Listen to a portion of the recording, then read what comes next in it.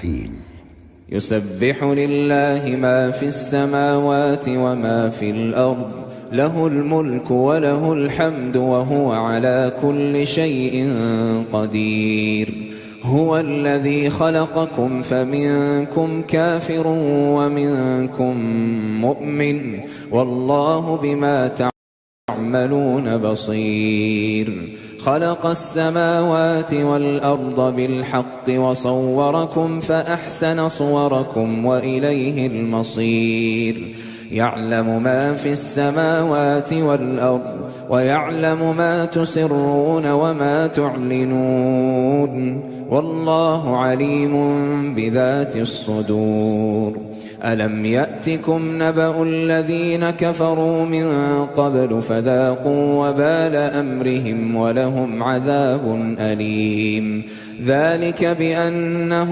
كانت تأتيهم رسلهم بالبينات فقالوا أبشر يهدوننا. Dari gaya hidup sebagian orang. بسم الله الرحمن الرحيم يسبح لله ما في السماوات وما في الأرض له الملك وله الحمد وهو على كل شيء قدير هو الذي خلقكم فمنكم كافر ومنكم مؤمن والله بما تعملون بصير خلق السماء. بسم الله الرحمن الرحيم. Alhamdulillah wassalatu wassalamu ala Rasulillah wa ala alihi wa sahbihi wa sallama tasliman katsira amma ba'd. Fa uhayyikum bi tahiyyatil Islam. Assalamu alaikum warahmatullahi wabarakatuh. Alhamdulillah, ikhwan al-kiram wa akhwati al-karimat yang ana cintai dan hormati, rahimani Allah wa iyyakum wa baraka fikum. Ahlan wa sahlan wa marhaban bikum. Alhamdulillah, puji dan syukur selalu dan senantiasa kita panjatkan kehadirat Allah Jalla wa Ala yang telah berfirman, wa in ta'uddu ni'matallahi la tuhsuha innal insana ladzalumun kaffar. Dan kalaulah kalian menghitung-hitung akan nikmat Allah atas kalian, la tuhsuha, niscaya kalian tidak akan mampu menghitungnya. Innal insana ladzalumun kaffar. Sesungguhnya manusia itu pelaku kezaliman dan kekufuran. Salawat dan salam juga selalu kita sanjung sajikan kepada Nabi besar kita, keluarga dan segenap sahabat-sahabatnya, serta yang mengikuti mereka dengan kebaikan hingga hari kiamat, yang telah bersabda, wa man salaka tariqan yaltamisu fihi ilma sahalallahu lahu bihi tariqan ilal jannah. Barang siapa yang menempuh sebuah perjalanan dalam rangka menuntut ilmu agama, maka Allah akan mudahkan baginya karenanya jalan menuju syurga. Wa ma jatama'a qaumun fi baitin min buyutillah. Dan tidaklah ada suatu kaum yang berkumpul di rumah Allah, yatluna ayatillah wa yatadarasunahu fima bainahum, membaca dan mengkaji agama Allah sesama mereka, illa nazalat alaihimus sakinah, kecuali akan turun sakinah ilahi ke dalam hati-hati mereka. Wa ghasyyatumur rahmah, tercurahkan rahmat dari Allah untuk mereka. Wa haffathumul malaikah, malaikat-malaikat Allah akan meliputi mereka. Wa dzakarahumullahu fi man indah, dan Allah Jalla wa Ala akan menyebut-nyebutkan mereka dengan pujian dan sanjungan di hadapan malaikat-malaikat yang ada di sisinya. Jamaah yang ana cintai dan hormati, ikhwanul kiram wa akhwati al-karimat, rahimani Allah wa iyyakum wa baraka fikum. Insyaallah taala pada malam yang berbahagia ini, setelah kita membahas 10 kaidah terkait penyucian jiwa karya Syekh Abdul Razak hafizahullah taala, maka insyaallah taala pada malam hari ini kita akan membaca sebuah risalah tulisan yang singkat, ringkas dan padat akan kandungannya, yang dinukilkan oleh sebagian ulama dari kitab Ad-Durar As-Saniyah fil Ajwibatin Najdiyah dari ucapan dan uraiannya Syekh Muhammad bin Abdul Wahhab At-Tamimi An-Najdi rahimahullahu ta'ala. Risalah tulisan yang ringkas ini menjelaskan kepada kita tentang 7 prinsip yang wajib dimiliki oleh setiap muslim dan muslimah terhadap agama Allah Jalla wa'ala. Mudah-mudahan ini dapat kita selesaikan pada malam yang berbahagia ini. Baik, sebelum saya bacakan ucapan beliau, ada beberapa poin yang ingin saya sebutkan sebagai muqaddimah, sebagai pendahuluan untuk pembahasan ini. Yang pertama, kita harus selalu ingat dan sadar bahwa Allah Jalla wa'ala tidak mencipta kita untuk hal yang sia-sia. Hanya sekedar untuk dunia yang semu lagi menipu ini. Allah Jalla wa'ala berfirman, "Afahasibtum annama khalaqnakum 'abathan wa annakum ilayna la turja'un." Apakah kalian mengira bahwa kami tidak mencipta kalian kecuali hanya untuk hal yang sia-sia dan bahwa kalian tidak akan kembali kepada kami? Memang secara lisan yang tersurat, tidak ada satupun yang mengaku muslim dan muslimah yang berani mengatakan secara tersurat bahwa ia diciptakan hanya untuk dunia ini semata. Tetapi tidak sedikit dari mereka yang mengaku muslim, mengaku muslimah, dan mengucapkan 2 syahadah. Tetapi gaya hidupnya mengesankan bahwa dia tidak dicipta oleh Allah kecuali hanya untuk mengejar dunia yang semu lagi menipu ini. Sehingga dari semenjak ia bangun dari tidurnya sampai bangun lagi, sampai tidur lagi, yang terpikirkan atau terfokuskan baginya hanyalah masalah dunia. Perkara akhirat terlewatkan, tidak masalah. Selama masalah dunia tidak terluput darinya. Bahkan tak sedikit dari mereka yang tidak mau tahu menahu terhadap agama Allah. Dia tidak peduli hari ini telah menjalankan perintah sang penciptanya ataukah belum. Dia tidak peduli apakah hari ini dia telah melanggar larangan dari sang penciptanya ataukah belum. Yang terpenting adalah visi dan misi dunianya sudah tercapai atau belum. Makanya sindiran Allah di dalam ayat ini amat halus, dalam tetapi sangat pedas, jemaah. Karena ayat ini berada bukan di dalam Taurat dan Injil untuk Yahudi dan Nasrani.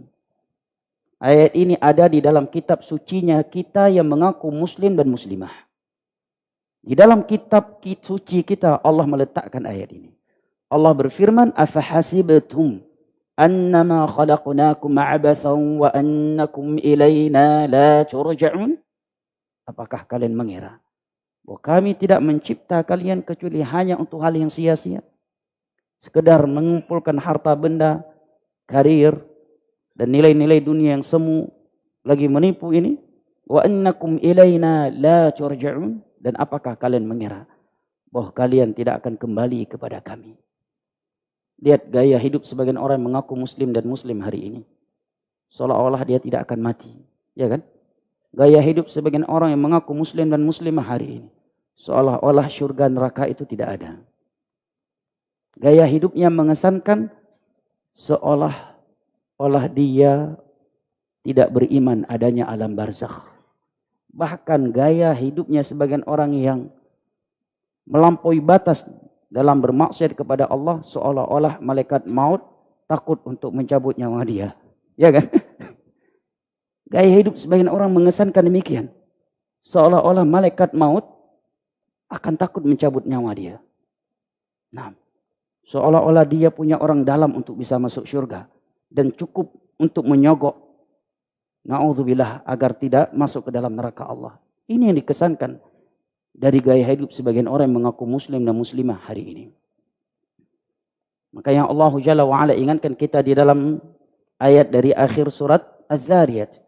وَمَا خَلَقْتُ الْجِنَّ وَالْإِنسَ إِلَّا لِيَعْبُدُونَ مَا أُرِيدُ مِنْهُمْ مِنْ رِزْقٍ وَمَا أُرِيدُ أَنْ يُطْعِمُونَ إِنَّ اللَّهَ هُوَ الرَّزَّاقُ ذُو الْقُوَّةِ الْمَتِينُ. Tidaklah aku mencipta jin dan manusia. Jin sekalipun. Yang sebagian manusia takut kepada mereka. Tidaklah aku mencipta jin dan manusia kecuali agar mereka beribadah hanya kepadaku. Aku tidak menginginkan rezeki dan makanan dari mereka. Keutamaan Allah tidak akan bertambah dengan ibadah dan takwanya kita. Sebagaimana kerajaan Allah tidak akan berkurang karena maksiatnya kita. Innallaha huwar razzaqu dzul quwwatil matin. Sesungguhnya Allah ialah pemberi rezeki. Sebagaimana ialah yang mencipta kalian dan memerintahkan kalian untuk beribadah hanya kepadanya. Dzul quwwatil matin. Dan dialah yang memiliki kekuatan yang nyata. Maka tidak akan mungkin dia akan menyia-nyiakan hamba yang merealisasikan ubudiyahnya kepadanya dan membiarkan mereka di dalam keterpurukan.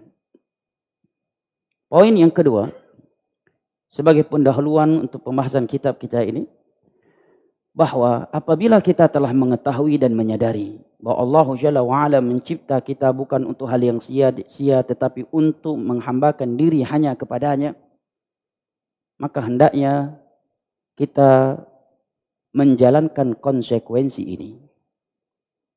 Konsekuensi kita yang hidup di dunia ini adalah harus terikat. Dan harus siap terikat dengan aturan yang Allah buat.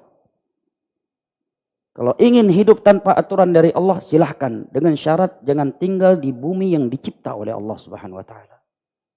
Anda sebagai seorang PNS, di sana ada SOP yang wajib Anda jalankan sebagai PNS. Dan apabila Anda mengkritik SOP yang sudah berjalan puluhan tahun tersebut, orang akan mengatakan, kalau Anda nggak siap dengan SOP sebagai PNS, jangan menjadi PNS. Ya kan? Betul? Ketika Anda menjadi seorang bekerja di suatu tempat, ada SOP yang harus Anda jalankan. Ada perintah yang harus Anda tunaikan dan ada larangan yang harus kita tinggalkan. Dan apabila kita tidak siap menjalankannya atau bahkan mengkritiknya, maka pemilik perusahaan tersebut dengan mudah mengatakan, silakan cari tempat lain yang aturannya cocok buat Anda. Ya. Bahkan hidup di dalam lingkup yang paling kecil sekalipun, lingkup rumah tangga. Di sana ada aturan berupa perintah dan larangan dari orang tua kita yang harus kita realisasikan sebagai anak mereka. Anda sebagai anggota kepolisian ada SOP yang harus Anda jalankan. Nggak siap jalankan, jangan masuk. Jangan lantas setelah masuk mungkin mengkritik. Dan seterusnya. Namun yang kita sayangkan sebagian manusia untuk aturan yang dibuat oleh Allah, dia berani mengorbankan nyawa, keluarga, harta, dan dunianya. Bahkan sebagian orang mengatakan harga mati. Begitu berhadapan dengan hukum Allah, berhadapan dengan aturan Allah, seenaknya. Seolah bukan Allah yang mencipta dia. Bukan Allah yang memberikan mata, tangan, kaki, jantung. Dan seolah-olah bukan Allah yang berkuasa untuk mencabut nyawanya. Dan seolah-olah dunia ini bukan milik Allah Subhanahu wa Ta'ala. Demi manusia, sebagian orang memiliki berbagai istilah. Jua korsa tanpa batas dan sebagainya.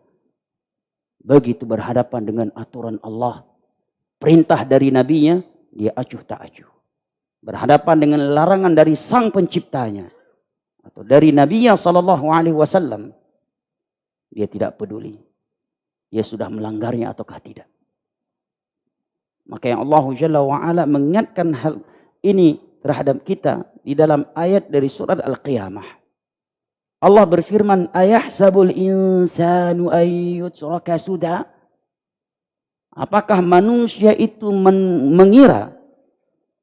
menduga bahwa mereka akan dibiarkan begitu saja setelah Allah ciptakan mereka ke dunia ini? Apa maksud dari ayat ini? Kata Imam Syafi'i, dan bagaimana dinukilkan oleh Imam Ibnu Katsir di bawah ayat ini ketika beliau menafsirkan ayat ini dalam kitabnya Tafsir Quranil Azim, kata Imam Syafi'i, ay la yu'mar wa la yunha. Maksudnya adalah apakah mereka mengira bahwa mereka akan dibiarkan begitu saja tanpa perintah dan larangan yang harus mereka realisasikan? Tidak mungkin. Di sini Allah mengingkari dengan bentuk pertanyaan. Dan orang Arab memahami, mereka yang memiliki kebijaksanaan. Dan juga di dalam ilmu sastra Arab dikenal sebuah kaidah. Perintah atau pengingkaran dengan konteks pertanyaan itu lebih dalam, lebih mengena semestinya. Bahkan itu sebenarnya lebih pedas daripada pengingkaran dengan memberikan perintah atau dengan memberikan larangan.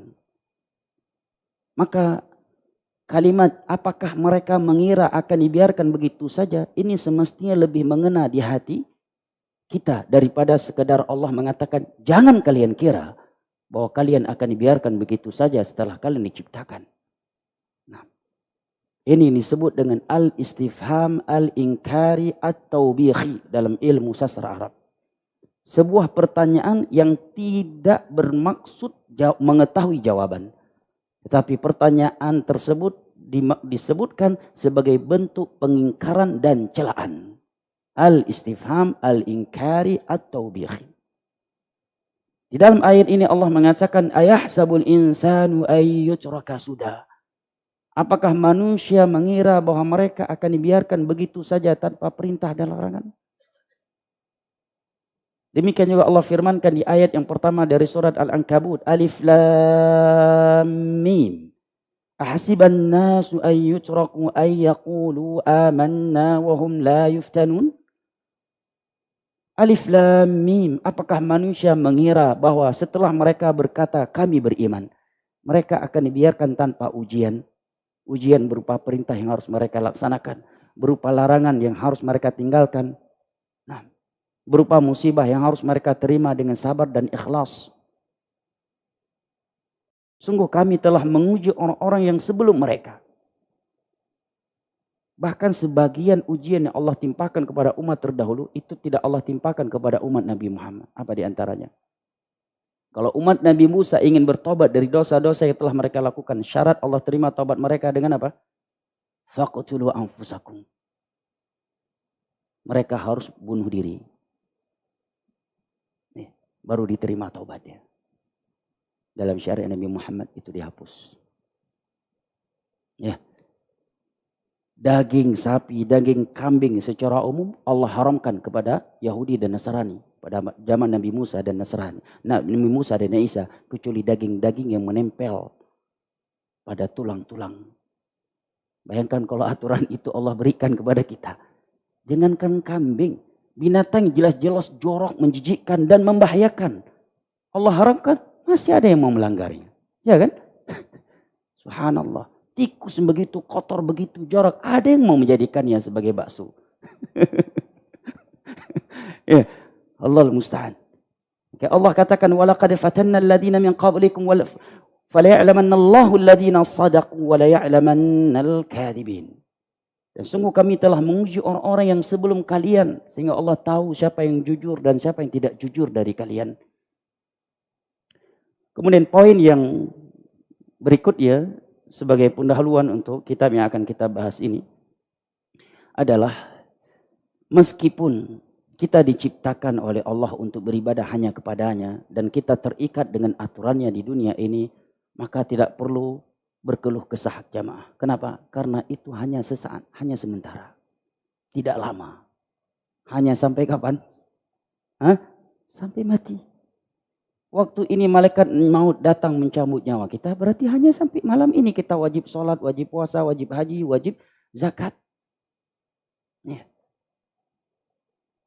Wa'bud rabbaka hatta ya'tiyakal yaqin. Beribadahlah engkau kepada Rabbmu sampai kematian datang kepadamu. Akan bisa jadi ada di antara kita malam ini nyawa dicabut oleh Allah dan kajian ini belum selesai. Jadi was-was ini.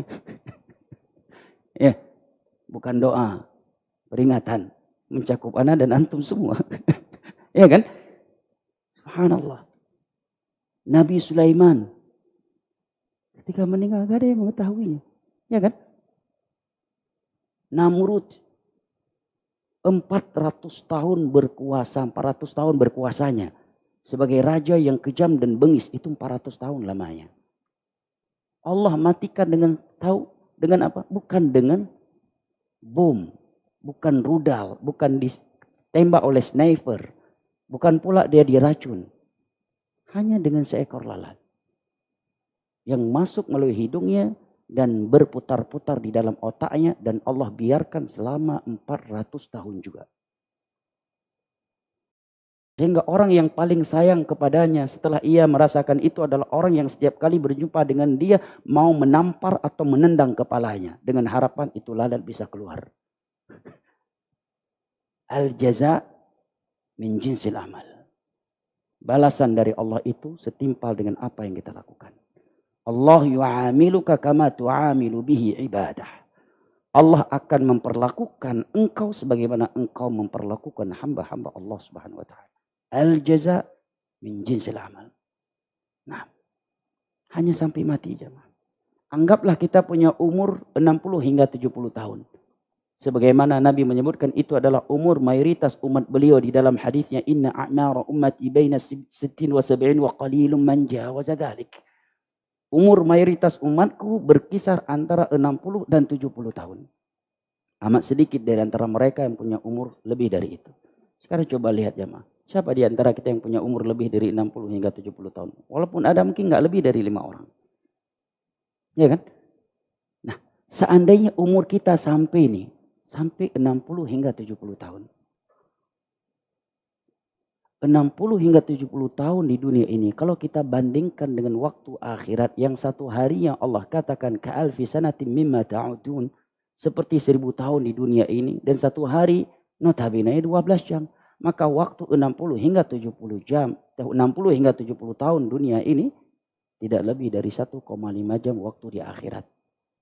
Apalagi kalau kita bandingkan dengan satu hari di akhirat yang panjangnya Allah katakan khamsina alfasana.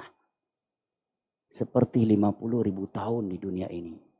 Maka umur 60 hingga 70 tahun di dunia ini tidak lebih dari 1 menit waktu di akhirat.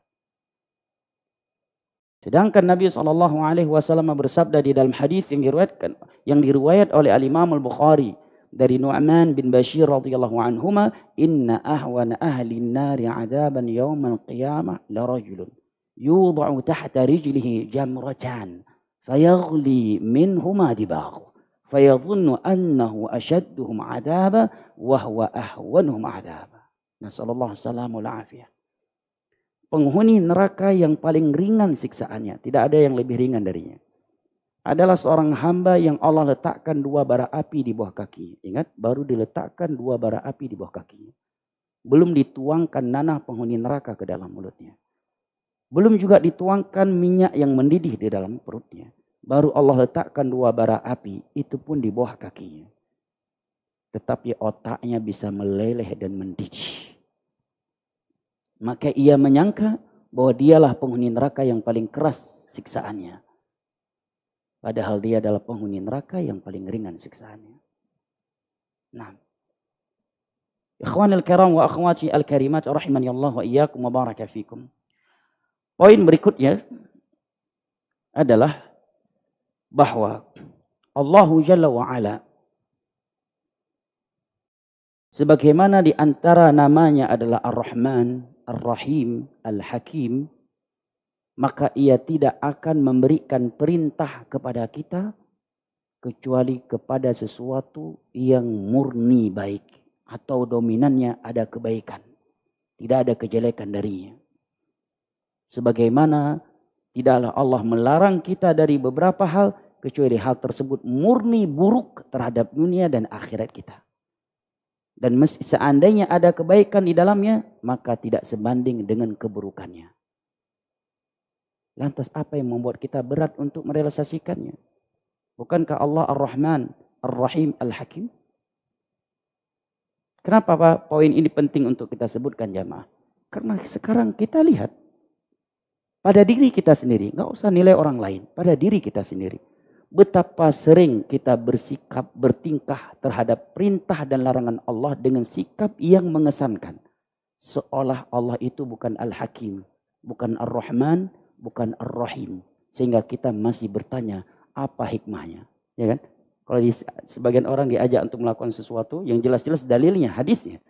Cuma karena dalam hadis itu belum menyebutkan keuntungan tertentu, maka dia akan bertanya, kenapa enggak boleh? Walaupun dia sudah tahu dalilnya.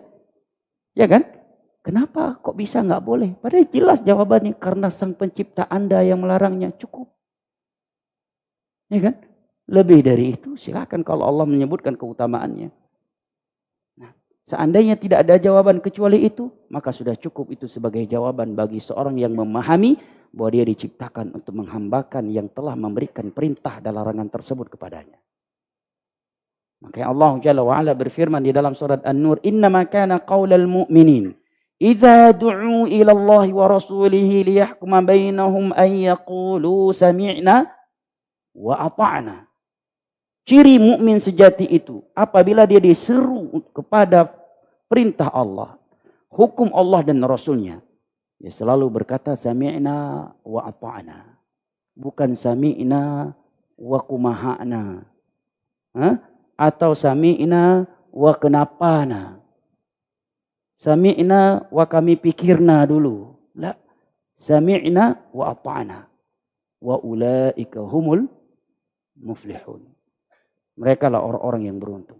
Kita lihat sekarang di media-media juga. Sebagian orang ketika mengomentari hukum Allah. Suatu hukum Allah yang mungkin sedang viral. Terjadi perselisihan di antara manusia. Ada yang menerimanya atau yang tidaknya. Sebagian mereka mengomentari sekian hukum Allah dengan komentar-komentar yang mengesankan seolah-olah dia lebih penyayang dari Allah daripada yang Ar-Rahman.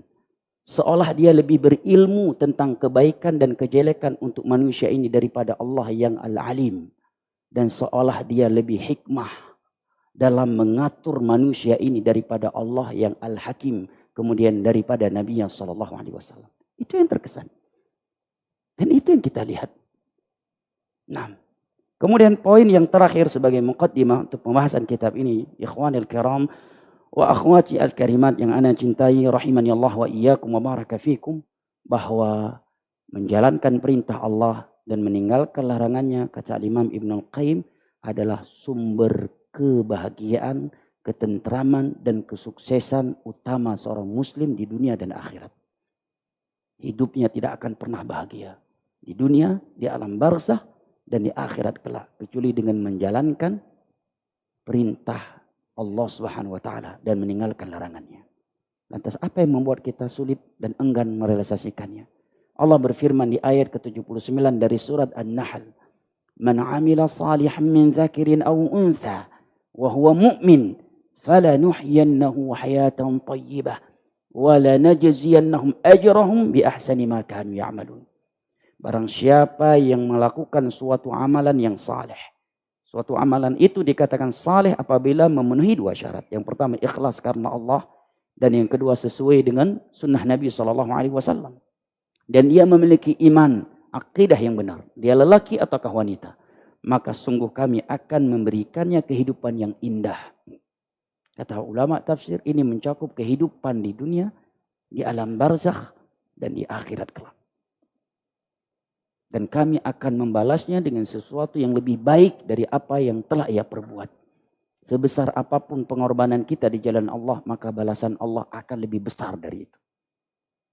Semahal apapun yang telah kita keluarkan di jalan Allah, maka balasan Allah untuk kita akan lebih mahal dari itu semuanya. Karena kata Nabi, la sautu ahadikum fil jannah khairum minad dunya wa ma fiha. Jangankan bidadari ataukah yang lainnya, hanya alat pemukul kuda yang kalian miliki di dalam surga itu lebih hebat daripada dunia beserta isinya. Belum nikmat-nikmat yang lain. Baik, ini beberapa poin sebagai muqaddimah dan penduluhan yang saya kira penting untuk kita sebutkan sebelum membahas 7 prinsip yang mesti ada pada diri seorang muslim terhadap perintah Allah Jalla wa'ala. Kata Syekhul Islam Muhammad bin Abdul Wahab At-Tamimi An-Najdi rahimahullahu ta'ala, idza amara Allahu al-'abda bi amrin, apabila Allah memerintahkan seorang hamba dengan sebuah perintah. Dan seorang tidak akan tahu perintah Allah kecuali dengan mempelajari agama Allah Subhanahu wa taala. Wajib 'alaihi fi 7 maratib.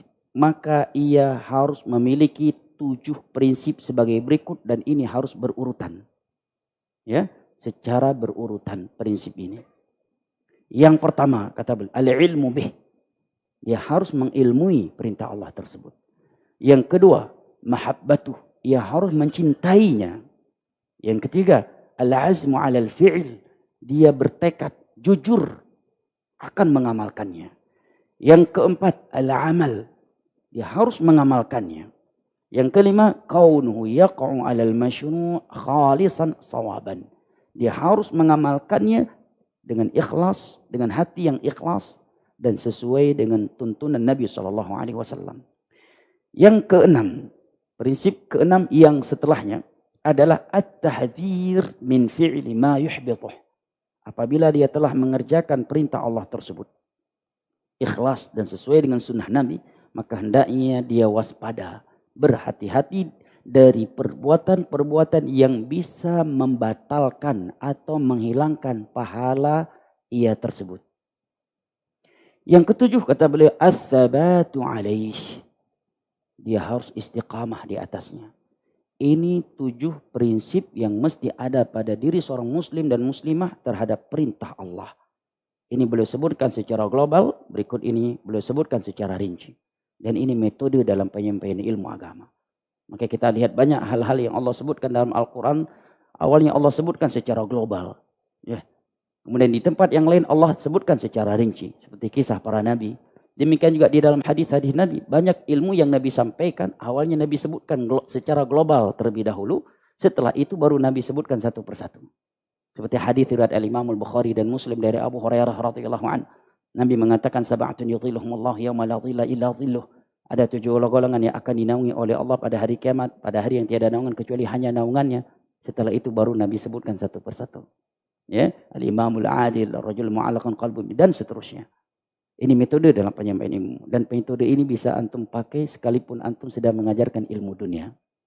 Antum ingin menjelaskan suatu pembahasan, jelaskan terlebih dahulu secara global. Dengan niat mengikuti metodenya Al-Quran dan As-Sunnah. Dengan itu Anda sudah mendapatkan pahala. Ya. Yang kedua, membuat para pelajar mudah memahaminya. Karena suatu pembahasan yang disebutkan secara global terlebih dahulu, kemudian baru setelah itu disebutkan secara rinci, ini akan lebih mudah dipahami daripada langsung disebutkan secara rinci. Nah, faedah yang berikutnya kata para ulama, hati ini merindukan dan menunggu-nunggu penjelasannya secara rinci. Sehingga ketika dia menyebutkan penjelasannya secara rinci, hati dalam keadaan merindukannya dan siap menerimanya. Karena sebelumnya dia telah menyimak dan mengetahuinya secara global. Nah, baik ikhwan al-kiram wa akhwati al-karimat rahimani Allah wa iyyakum wa baraka fikum. Yang pertama tadi beliau menyebutkan al-ilmu bih. Dia harus mengilmui perintah Allah tersebut. Kata beliau, idza arafa al-insanu anna Allah amara bit-tauhid. Sebagai contoh, apabila seseorang memahami bahwa dia diciptakan untuk mentauhidkan Allah, mengesahkan Allah, dan Allah melarangnya dari berbuat syirik. Dia tahu Allah menghalalkan jual beli, mengharamkan riba. Dia tahu Allah mengharamkan makan harta anak yatim, ya, dan membolehkan bagi wali yang memakannya secara ma'ruf, ataukah contoh-contoh yang lainnya, maka ia wajib mempelajari perintah Allah tersebut. Contoh lainnya yang juga contoh yang dekat apa? Salat. Nah, Allah perintahkan kita salat, maka kita wajib belajar hal-hal yang berkaitan dengan salat, syarat-syarat sahnya salat, rukun-rukunnya salat, wajibat salat. Banyak orang yang bertanya, Ustaz, saya baru hijrah, dari mana saya mulai belajar agama? Jawabnya apa? Dari rukun-rukun Islam, dari rukun-rukun iman. Itu jawaban yang paling simpel. Ya. Tapi prakteknya panjang. Ya kan? Kalau ada yang bertanya, saya ingin hijrah Ustaz, saya ingin taubat kepada Allah. Dari mana saya mulai? Jawabannya dari rukun Islam dan rukun iman. Rukun Islam yang pertama apa? La ilaha illallah. Pelajari apa makna la ilaha illallah, apa syarat-syaratnya, apa konsekuensi dan apa saja pembatal-pembatalnya. Yang kedua, syahadah la ilaha illallah Muhammadur Rasul. Pelajari apa makna kalimat ini. Apa konsekuensinya. Apa syarat-syaratnya. Dan apa saja hal-hal yang bisa membatalkan syahadat ini. Atau bertentangan dengannya. Kemudian salat. Pelajari apa definisi salat. Secara bahasa, salat itu apa artinya. Secara syar'i, apa definisi salat. Apa saja rukun-rukunnya. Apa saja syarat-syaratnya. Apa saja wajibatnya. Apa saja sunnah-sunnahnya. Dan apabila ada yang terluput karena lupa dari rukun, wajibat atau sunnahnya, apakah harusnya yang harus kita lakukan? Nah, ini harus kita kaji. Karena betapa banyak hari ini orang sholat udah puluhan tahun. Tapi selama dia sholat, belum pernah dia mengkaji sifat sholat Nabi. Jadi sholat Anda hari selama ini dari siapa? Oh, saya lihat Ustadz fulan sholat seperti itu. Ayah saya nggak bisa, nggak berlaku alasan itu.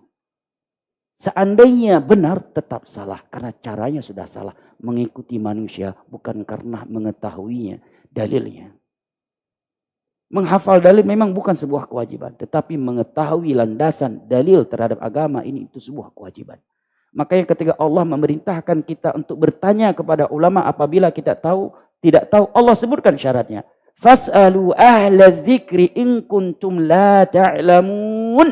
Allah sebutkan syaratnya bil bayyinat. Bertanyalah kepada orang yang berilmu apabila kalian tidak tahu apakah sekedar itu. La.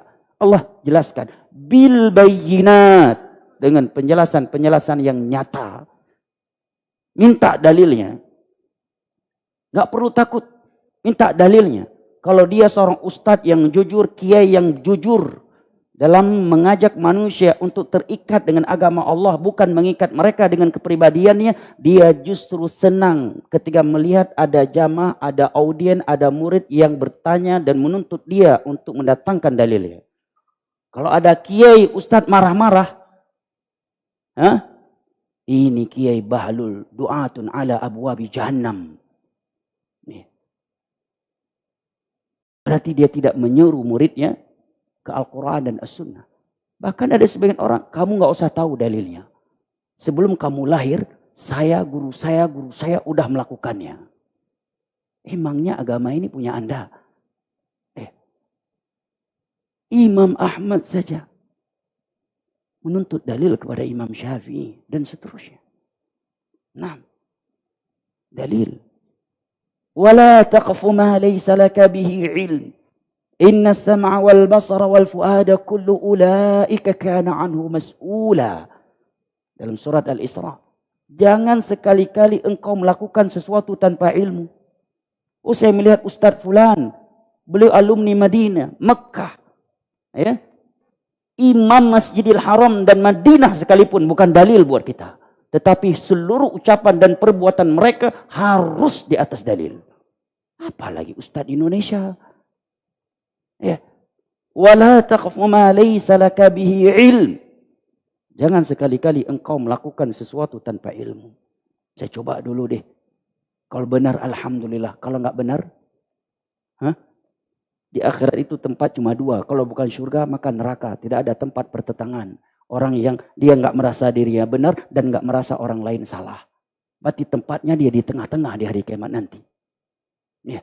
Dia nggak di surga dan tidak di neraka.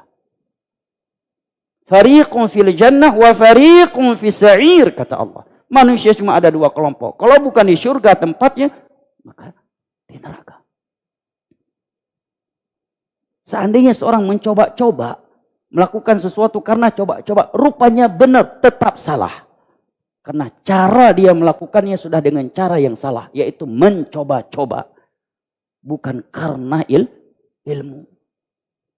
Wala taqfu ma laysa laka bihi ilm. Jangan coba-coba melakukan sesuatu yang kamu belum mengetahui ilmunya.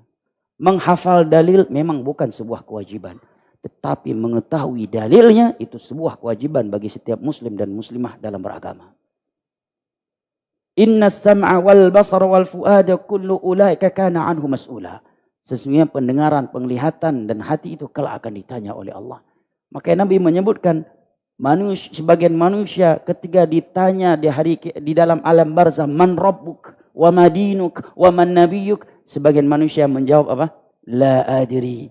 Sami'tun nasa yaqulu syai'an faqultuhu ha kata Nabi. Sebagian orang ketika ditanya kepada man rabbuk wa madinuk wa man nabiyyuk, dia menjawab, aku tidak tahu ya Allah. Ketika di dunia saya mendengar manusia mengucapkan ini, mengucapkan itu, saya mengikutinya. Saya enggak mengerti ya Allah. Baru menyesal. Maka saya ingatkan, ini prinsip yang pertama. Anda mau haji, wajib belajar tentang haji. Nah, dan orang yang beribadah di atas ilmu, dia akan merasakan nikmat dan kelezatannya. Tapi orang yang tidak berilmu dalam melakukan suatu ibadah, jangankan dia, kita yang melihatnya saja, kasihan dia. Kita yang melihatnya saja, terasa kita ikut susah, ikut tersiksa. Apa contoh terdekatnya? Sebagian jamaah haji dan umroh. Dibodoh-bodohin. Ditarik sana, ditarik sini, seperti seekor kambing. Kasihan. Ya, yang wajib disuruh tinggalkan. Yang enggak wajib justru disuruh laksanakan. Sehingga dalam sehari sebagian mereka ada yang 10 kali umroh bolak-balik Tanim. Ada yang buat 20 kali, ada yang berbangga. Saya udah 15 kali untuk suami, untuk mertua laki, mertua perempuan, untuk ini. Berulang kali. Sebanyak itu ya. Kalau sekali 2 kali memang sebagian ulama berpendapat itu boleh. Dan itu masalah khilaf yang muktabar. Tapi 1 hari sampai sudah 10 kali, 20 kali. Ini udah berlebihan. Ya, kita tidak lebih soleh daripada Nabi dan para sahabatnya. Mereka selesai haji nggak langsung pulang ke Madinah. Ya. Dan juga ketika umroh tidak seperti itu. Tapi kalau cuma sekali 2 kali dalam sekali safar tersebut, memang banyak ulama berpendapat boleh. Tapi banyak jamaah kita melakukan sampai 10 kali. Untuk orang tua, kedua orang tua, yang kedua mertuanya, untuk suaminya, adik suaminya, iparnya, dan sebagainya. Cucunya. Allah musta'an. Kemudian sebagian mereka dibodoh-bodohin. Dikit-dikit ada dam. Oh ini bapak bayar dam, ini bayar dam. Bahkan belum haji. Sebagian jamaah haji di Indonesia udah diminta dam. Padahal belum melakukan pelanggaran. Dam. Trik marketing. Sebagian ketua kloter. Trik marketing. Betul. Ya. Kasihan. Belum berangkat haji. Udah bayar dam. Haji aja belum. Masih di Indonesia. Sebagian jamaah haji udah nyetor uang untuk bayar dam. Dam itu kan uang untuk membeli seekor kambing yang disembelih karena ada perintah yang ia tinggalkan atau ada larangan yang dia langgar. Ini haji terbang aja belum. Udah bayar dam dia di Indonesia. Kasihan. Tapi lihat orang yang haji dan umroh dan tahu ilmunya. Dia sudah belajar sifat haji, sifat umroh Nabi. Merasakan nikmat, merasakan lezat. Tapi orang yang tidak berilmu sebagian mereka baru 2 hari di Mekah. Udah bertingkah. Ya, udah bertingkah. Udah minta pulang. Bahkan ada seorang yang ya, berpangkat tinggi. Anda diceritakan di dalam kemah Mina merokok. Ditegur oleh jamaah yang lain. Masa di tanah suci merokok? Masa di Mina merokok? Kemudian dia menjawab, saya lebih baik tidak haji daripada tidak boleh merokok. Allah kabulkan doanya. Besoknya Arafah. Nggak jadi dia ke Arafah. Sakit berat. Ada ilmu. Ya. Kalau dia nggak siap bersabar, ngapain ngantri puluhan tahun haji, ya kan? Nah, begitu juga salat. Kita melihat sebagian orang terlihat dia merasakan betapa lezat, betapa nikmatnya salat. Tapi di waktu yang sama kita juga melihat ada orang betapa tersiksanya dia dengan salat. Walaupun dia salat. Maka ada hadis Nabi yang menyebutkan ada orang yang selesai salat mendapatkan ya hanya sepertiganya, seperduanya, sepuluhnya. Ada yang bahkan keluar dari salat dia tidak mendapatkan apa-apa dari nilai salat. Nah, ya.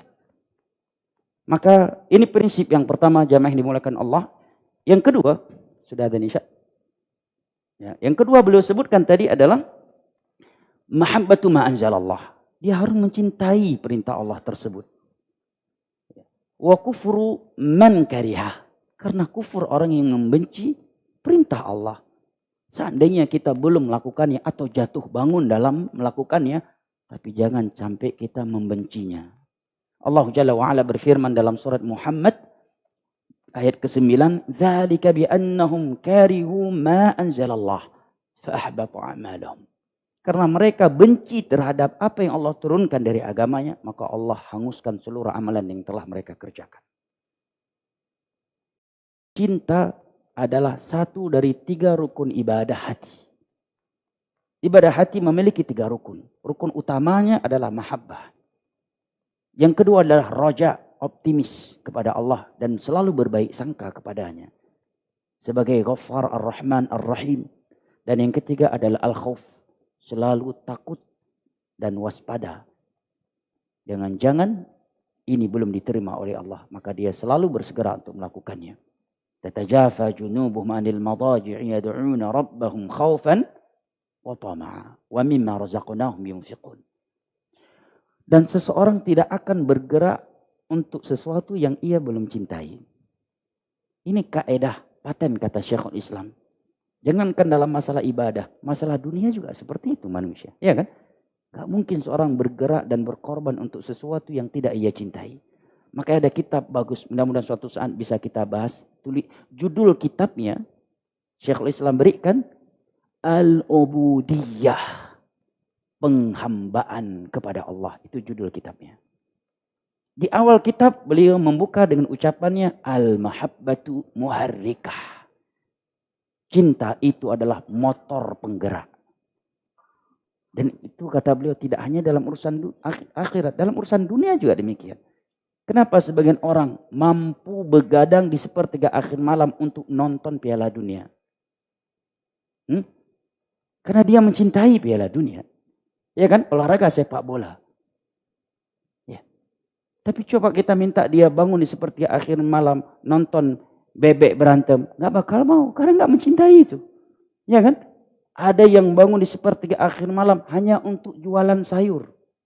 Dan rela meninggalkan sholat. Tapi dia tidak sanggup bangun di sepertiga akhir walaupun hanya 20 menit untuk sholat witir, sholat tahajud walaupun hanya 1, 3 atau lebih. Walaupun hanya untuk 3 rakaat. Untuk subuh aja jalannya seperti tulang lunak ke masjid. Seperti tulang lunak ke masjid. Gak sanggup. Iya, sebagian orang sanggup gowes dari Jakarta sampai Bogor. Sampai puncak sono. Bahkan ada yang lebih gila dari itu. Dari Indonesia naik sepeda dia haji. Padahal uang yang dia keluarkan atau waktu yang dia gunakan untuk haji. Kalau dia gunakan untuk bekerja, dia bisa dapat uang lebih dari haji. Ya, lebih dari biaya haji. Ya. Karena mencintai perjalanan dengan sepeda. Sebagian orang Masya Allah. Olahraganya luar biasa. Tapi masjid yang cuma 20 hingga 30 meter dari rumahnya. Dia gak sanggup datang. Majelis ilmu gak sanggup datang. Kenapa? Karena cinta. Ada yang cinta Allah. Maka di sepertiga akhir malam dia mampu bangun. Meninggalkan kamar tidurnya. Yang begitu nyenyak. Yang begitu nyaman. Di dalam kamar tidurnya yang begitu dingin dengan AC yang mahal dan bagus. Hanya untuk sholat tahajud. Dan manusia tidak ada yang mengetahuinya. Dan di waktu yang sama. Ada yang mampu bangun di sepertiga akhir malam.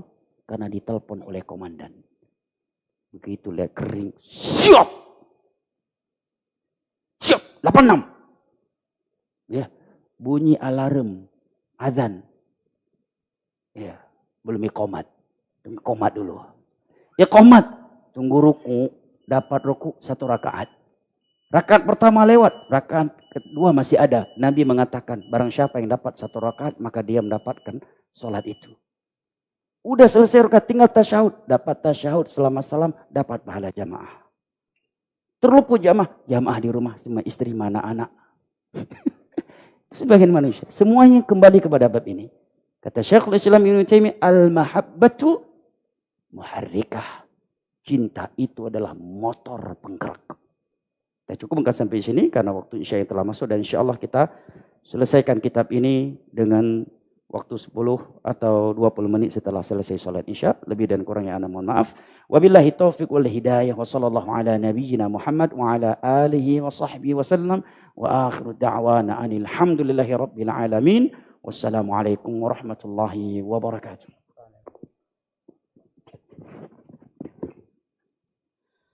Allahu Akbar, Allahu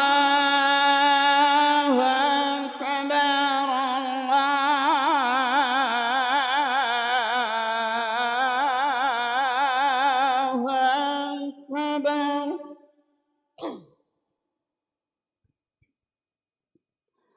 Allahu Akbar,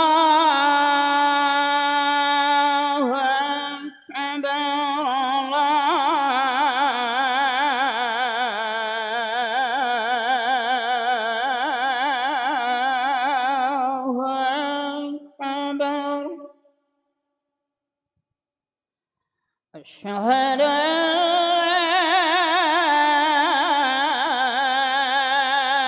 إله إلا الله.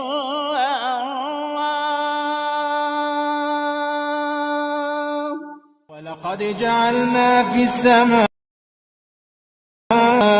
بروجا وزيناها للناظرين وحفظناها من كل شيطان رجيم إلا من استرق السمع فاتبعه شهاب مبين.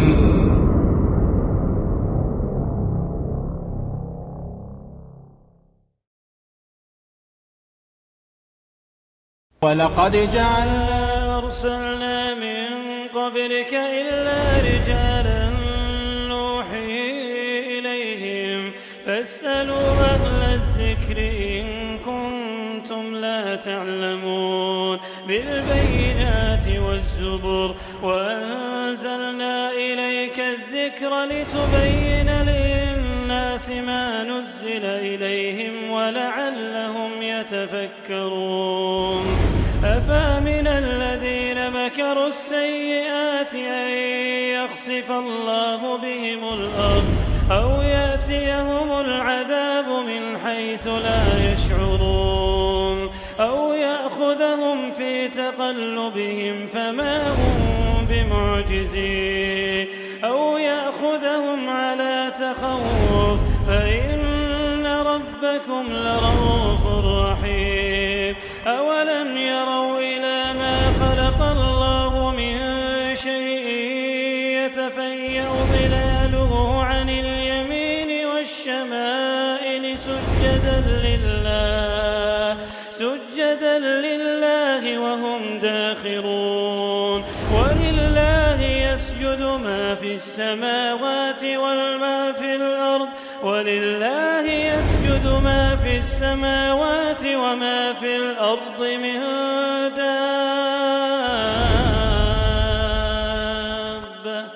والملائكة وهم لا يستكبرون.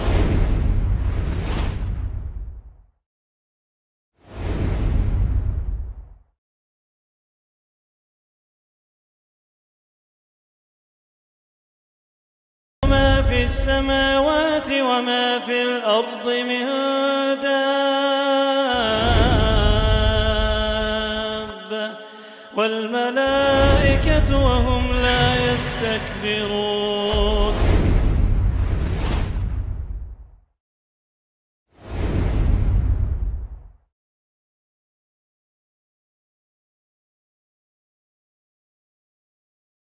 ما في السماوات.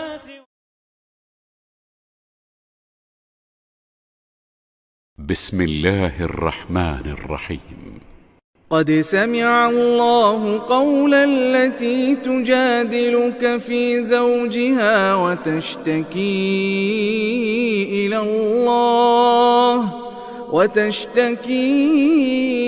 إلى الله والله يسمع تحاوركما إن الله سميع بصير. الذين يظاهرون منكم من نسائهم ما هن أمهاتهم إن أمهاتهم إلا اللائي ولدنهم وإنهم ليقولون منكرا من القول وزورا وإن الله لعفو غفور. والذين يظاهرون من نسائهم ثم يعودون لما قالوا فتحرير رقبة من قبل أن يتماسا ذلكم توعظون به والله بما تعملون خبير. فمن لم يجد فصيام شهرين متتابعين من قبل أن يتماسا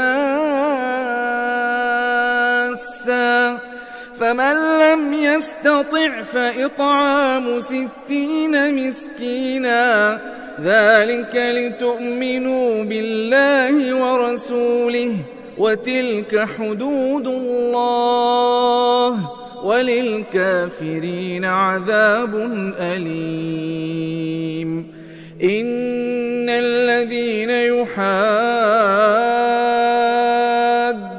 الله ورسوله كبتوا كما كبت الذين من قبلهم وقد أنزلنا آيات بينات وللكافرين عذاب مهين يوم يبعثهم الله جميعا فينبئهم بما عملوا أحصاه الله ونسوه والله على كل شيء شهيد ألم تر أن الله يعلم ما في السماوات وما في الأرض ما يكون من نجوى 3 إلا هو رابعهم ولا 5 إلا هو سادسهم ولا أدنى من ذلك ولا أكثر إلا هو معهم أينما كانوا ثم ينبئهم بما عملوا يوم القيامة إن الله بكل شيء عليم ألم تر إلى الذين نهوا عن النجوى ثم يعودون لما نهوا عنه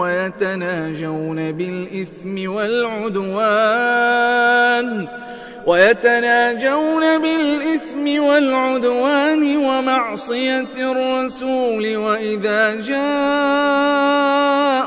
حيوك بما لم يحيك به الله ويقولون في أنفسهم لولا يعذبنا الله بما نقول حسبهم جهنم يصلونها فبئس المصير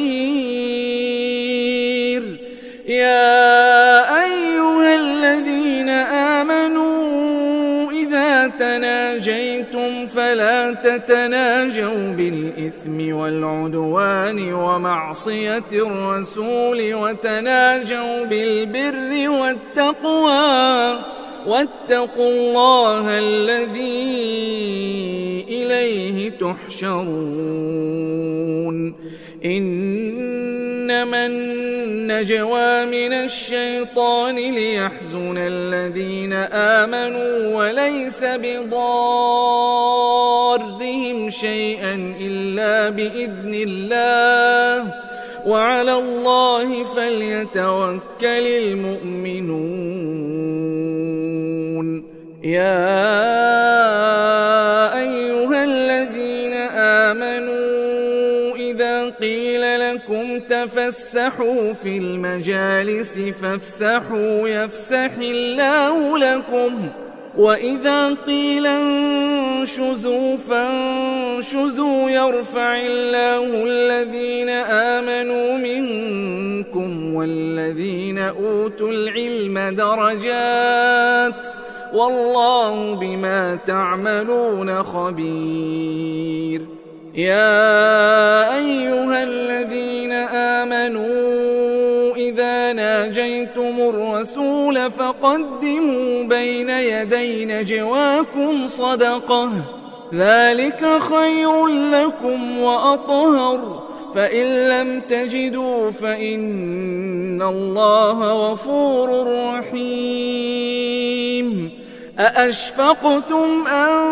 تقدموا بين يدي نجواكم صدقات فإذ لم تفعلوا وتاب الله عليكم فأقيموا الصلاة وآتوا الزكاة وأطيعوا الله ورسوله والله خبير بما تعملون ألم تر إلى الذين تولوا قوما غضب الله عليهم ما هم منكم ولا منهم ويحلفون على الكذب وهم يعلمون أعد الله لهم عذابا شديدا إنهم ساء ما كانوا يعملون اتخذوا أيمانهم جنة فصدوا عن سبيل الله فلهم عذاب مهين لن تغني عنهم أموالهم ولا أولادهم من الله شيئا أولئك أصحاب النار هم فيها خالدون يوم يبعثهم الله جميعا فيحلفون له كما يحلفون لكم ويحسبون أنهم على شيء ألا إنهم هم الكاذبون استحوذ عليهم الشيطان فأنساهم ذكر الله أولئك حزب الشيطان ألا إن حزب الشيطان هم الخاسرون إن الذين يحادون الله ورسوله أولئك في الأذلين كتب الله لأغلبن أنا ورسلي إن الله قوي عزيز لا تجد قوما يؤمنون بالله واليوم الآخر يوادون من حاد الله ورسوله ولو كانوا آباءهم أو أبناءهم أو إخوانهم أو عشيرتهم أولئك كتب في قلوبهم الإيمان وأيدهم بروح منه ويدخلهم جنات تجري من تحتها الأنهار خالدين فيها رضي الله عنهم ورضوا عنه أولئك حزب الله ألا إن حزب الله هم المفلحون.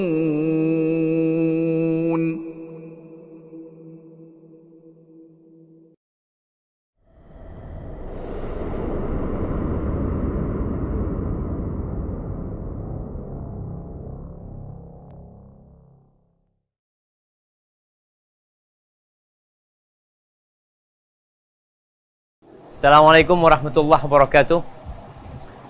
Alhamdulillah, segala puji bagi Allah, wassalatu wassalamu ala Rasulillah. Amma ba'd.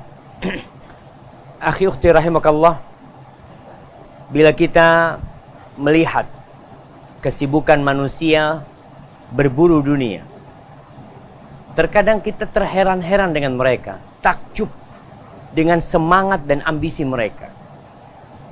Pagi hari mereka keluar dari rumahnya, petang baru balik. Apa sih yang dia cari? Duit. Padahal sejatinya ada sebuah warisan yang indah yang seharusnya umat manusia berlomba-lomba untuk meraihnya, untuk berburunya, itu warisan para nabi. Rasulullah sallallahu alaihi wasallam, innal anbiya'a, beliau bersabda, innal anbiya'a lam yuwarithu dinaran wala dirhaman. Para nabi itu tidak mewariskan emas dan perak, tidak. Jadi warisan yang kita kumpulkan ini, itu warisannya Fir'aun, warisannya Qarun. Tapi warisan yang ditinggalkan oleh para nabi itu bukan emas dan perak, bukan harta. Wa innama warathul ilm. Yang diwariskan oleh para nabi adalah ilmu. Wa man akhadha bihi akhadha bihaddin wafir. Au faman akhadahu akhadha bihaddin wafir. Barang siapa yang bisa mengumpulkan ilmu, maka dia mendapatkan keberuntungan yang banyak sekali. Terkadang kita melihat orang yang beruntung adalah orang yang memiliki kekayaan yang berlebih, yang sukses dalam usaha dia. Padahal orang yang beruntung adalah orang yang mendapatkan warisan para nabi alaihissalatu wassalam.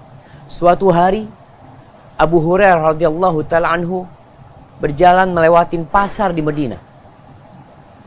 Lalu dia mengatakan kepada orang-orang di pasar yang sedang berjual beli di sana, "Ya ahlus suq, ma'ajazakum." Wahai penghuni pasar, betapa lemahnya kalian ini. Di masjid sekarang sedang ada pembagian warisan Nabi Muhammad SAW. Sedang ada pembagian pusaka Rasulullah SAW. Kalian di sini sibuk. Lalu para penduduk pasar berlomba-lomba, berbondong-bondong datang ke Masjid Nabawi. Ditunggu sama Abu Hurairah. Dapat berapa lama, balik lagi nih. Lalu kata mereka, nggak ada pembagian pusaka Rasulullah SAW di masjid. Apa yang kalian dapatkan di situ? Kita mendapati orang sedang sholat, sedang membaca Al-Quran, sebagian sedang membahas halal dan haram.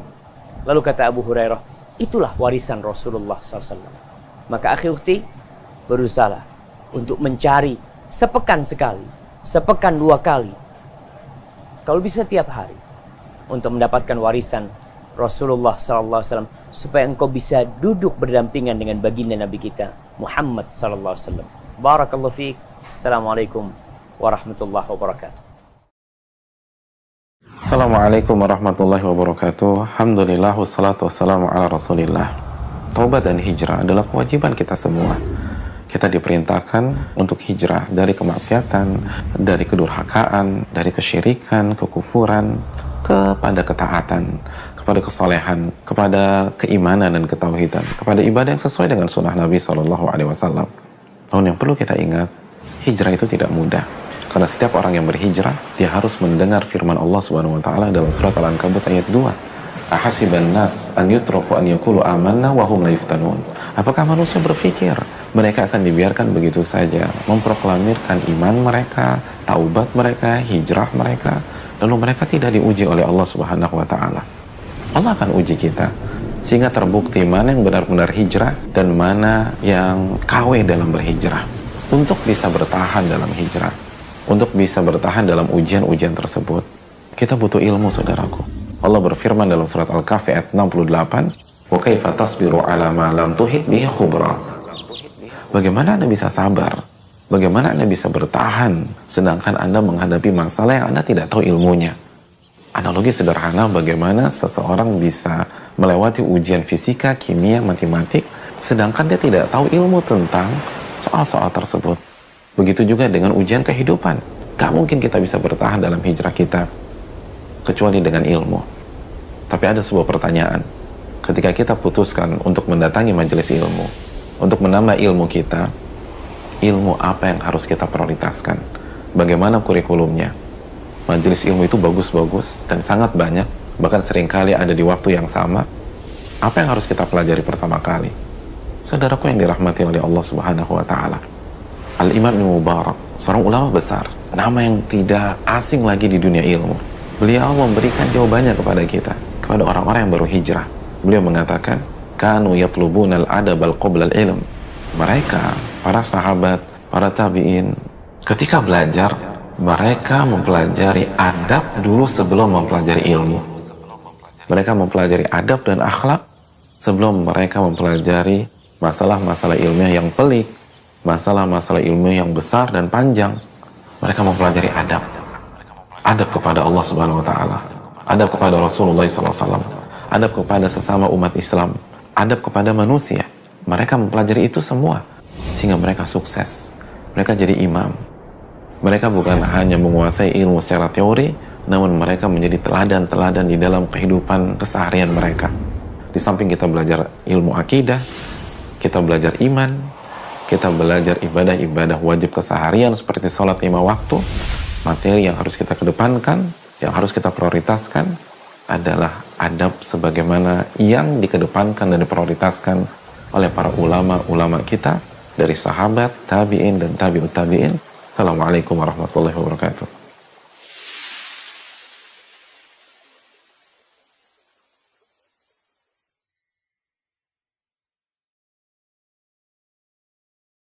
Ikhwani al-kiram wa akhwati al-karimat rahimani Allah wa iyyakum wa baraka fikum. Allah memerintahkan Nabi kita untuk mengatakan qul hadhihi sabili ad'u ila Allah ala basiratin ana wa man ittaba'ani. Inilah jalanku dan jalan orang-orang yang mengikutiku. Aku berdakwah di jalan Allah di atas ilmu,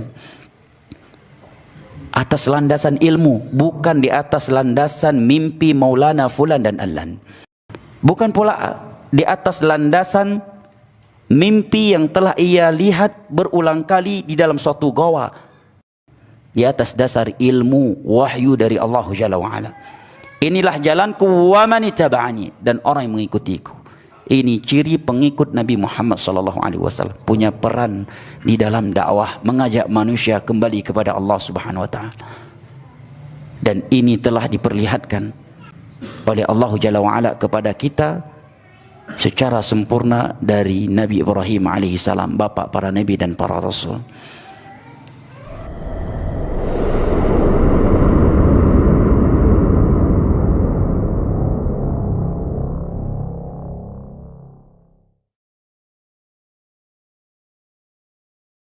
Menuntut ilmu merupakan kewajiban atas setiap muslim dan muslimah, tidak kecuali. Apa ibadah atau ilmu yang wajib diketahui oleh semua orang? Tentunya yang pertama adalah at-tauhid. Ya, wajib diketahui karena ilmu tauhid dan apa-apa yang berlawanan dengan tauhid ini hari-hari dari kita bangun tidur sampai kita tidur kembali wajib untuk kita ketahui secara mendetil. Kalau kita lihat Nabi Yakub sebelum beliau wafat, anak-anak beliau para nabi, Yusuf dan yang lainnya, apa yang ditanyakan kepada anak-anak beliau? Siapa yang kalian ibadahi setelah peninggalanku? Yang ditanyakan perkara tauhid. Apakah anak-anak nabi tidak mengerti perkara tauhid? Mengerti. Nabi Ibrahim berdoa kepada Allah supaya Bismillahirrahmanirrahim. يسبح لله ما في السماوات وما في الأرض له الملك وله الحمد وهو على كل شيء قدير هو الذي خلقكم فمنكم كافر ومنكم مؤمن والله بما تعملون بصير خلق السماوات والأرض بالحق وصوركم فأحسن صوركم وإليه المصير يعلم ما في السماوات والأرض ويعلم ما تسرون وما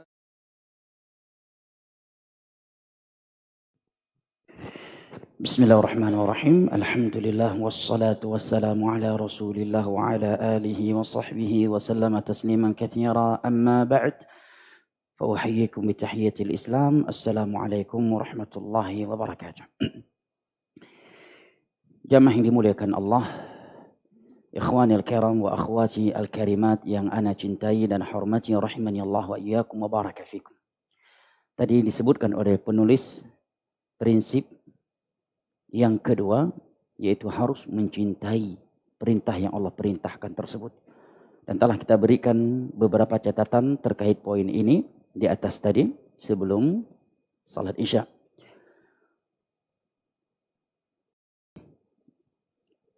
Di mana seseorang tidak akan mungkin semangat bergerak dan berkorban untuk sesuatu kecuali dia telah mencintainya. Namun pertanyaannya, Bagaimana kita bisa mencintai sesuatu itu? Maka kata Syekh Ibnu Utsaimin dalam Kitabul Ilm, ada sebuah kitab yang cukup bagus, saya nggak tahu apakah sudah ada terjemahannya. Judulnya Kitabul Ilm, pembahasan seputar ilmu. Ada yang sebagian lembaran, di sebagian lembarannya berbentuk tanya jawab, sebagiannya adalah fatwa, sebagiannya adalah pembahasan. Di sana beliau sebutkan, ketika beliau menyebutkan sebab-sebab yang membantu seseorang dalam beramal saleh, beliau sebutkan salah satunya adalah ia mencintainya. Karena kalau dia belum mencintai, nggak mungkin dia akan melakukannya. Dan dia tidak akan mungkin mencintai sesuatu kalau dia belum mengetahui keutamaannya. Seseorang tidak akan mungkin bisa mencintai sesuatu kalau dia belum mengetahui keutamaannya. Maka kalau ingin mencintai sesuatu, yang pertama, kalau ingin melakukan sesuatu, yang pertama apa? Cintai sesuatu itu. Dan kita nggak akan mungkin mencintainya kalau kita belum mengetahui keutamaannya. Nah, ingin mencintai salat tahajud, pelajari apa saja sih keutamaan salat tahajud. Baik secara syar'i maupun secara duniawi. Nah, maka ada ucapan indah yang seyogyanya antum catat dengan tinta emas. Namun bagaimana antum akan mencatatnya dengan tinta emas? Pulpen dan buku saja lupa bawa. Mudah-mudahan ya antum tidak sampai tidak tersinggung dengan ucapan ini. Ucapan Abu Marthad rahimahullah, seorang tabi'in, disebutkan di dalam kitab Az-Zuhud karya Imam Ahmad yang diriwayatkan oleh anaknya Abdullah. Abu Marthad rahimahullah, seorang ulama tabi'in. Beliau mengatakan, man alima fadail al-a'mal fahanat alaihi fi jami'il ahwal. Nah, bagus nih antum naikkan status WhatsApp. Daripada curhat di status WhatsApp, ya kan? Mending faedah-faedah ilmiah singkat, ya kan? Atau daripada status nyindir-nyindir orang lain, justru yang disindir nggak terasa, nggak merasa disindir, yang nggak disindir malah baper, ya kan? Mending faedah-faedah ilmiah. Kata Abu Marthad rahimahullah, man alima fadail al-a'mal hanat alaihi fi jami'il ahwal. Barang siapa yang mengetahui keutamaan suatu amalan, maka amalan itu akan ringan, mudah untuk ia lakukan kapanpun atau dimanapun. Nah, maka kita melihat sebagian orang mudah mengeluarkan uang yang begitu banyak di jalan Allah. Kenapa? Karena dia telah mengetahui keutamaannya, sehingga ia mencintainya. Nah, demikian juga kalau kita melihat perjuangan para sahabat Nabi. Perjuangan-perjuangan, subhanallah. Kita mungkin 1/10 dari itu aja mungkin gak sanggup, ya kan? Seperti Abu Ubaidah bin Jarrah dalam perang Badar. Ketika beliau mengeluarkan pedangnya dari sarungnya, yang berada di depan beliau adalah ayah kandungnya, yang berada di barisan Abu Lahab the Gang. Kalau beliau nggak tebas leher ayahnya, melanggar perintah Allah dan Rasulnya, kafir di medan tempur yang akan menebas leher Nabi SAW dan kaum muslimin. Kalau kita mungkin paling tidak akan mundur, nyuruh orang lain, bro, lu aja deh, ini bahaya gua nih, jangan sampai gua yang nebas lehernya, ya kan? Beda min Jarrah tidak. Kayak disebut amin hadhil ummah. Kenapa? Cinta mereka kepada Allah, kemudian kepada Rasulnya, kepada akhirat, mengalahkan cinta mereka terhadap diri mereka, keluarga mereka, dan dunia yang akan mereka korbankan.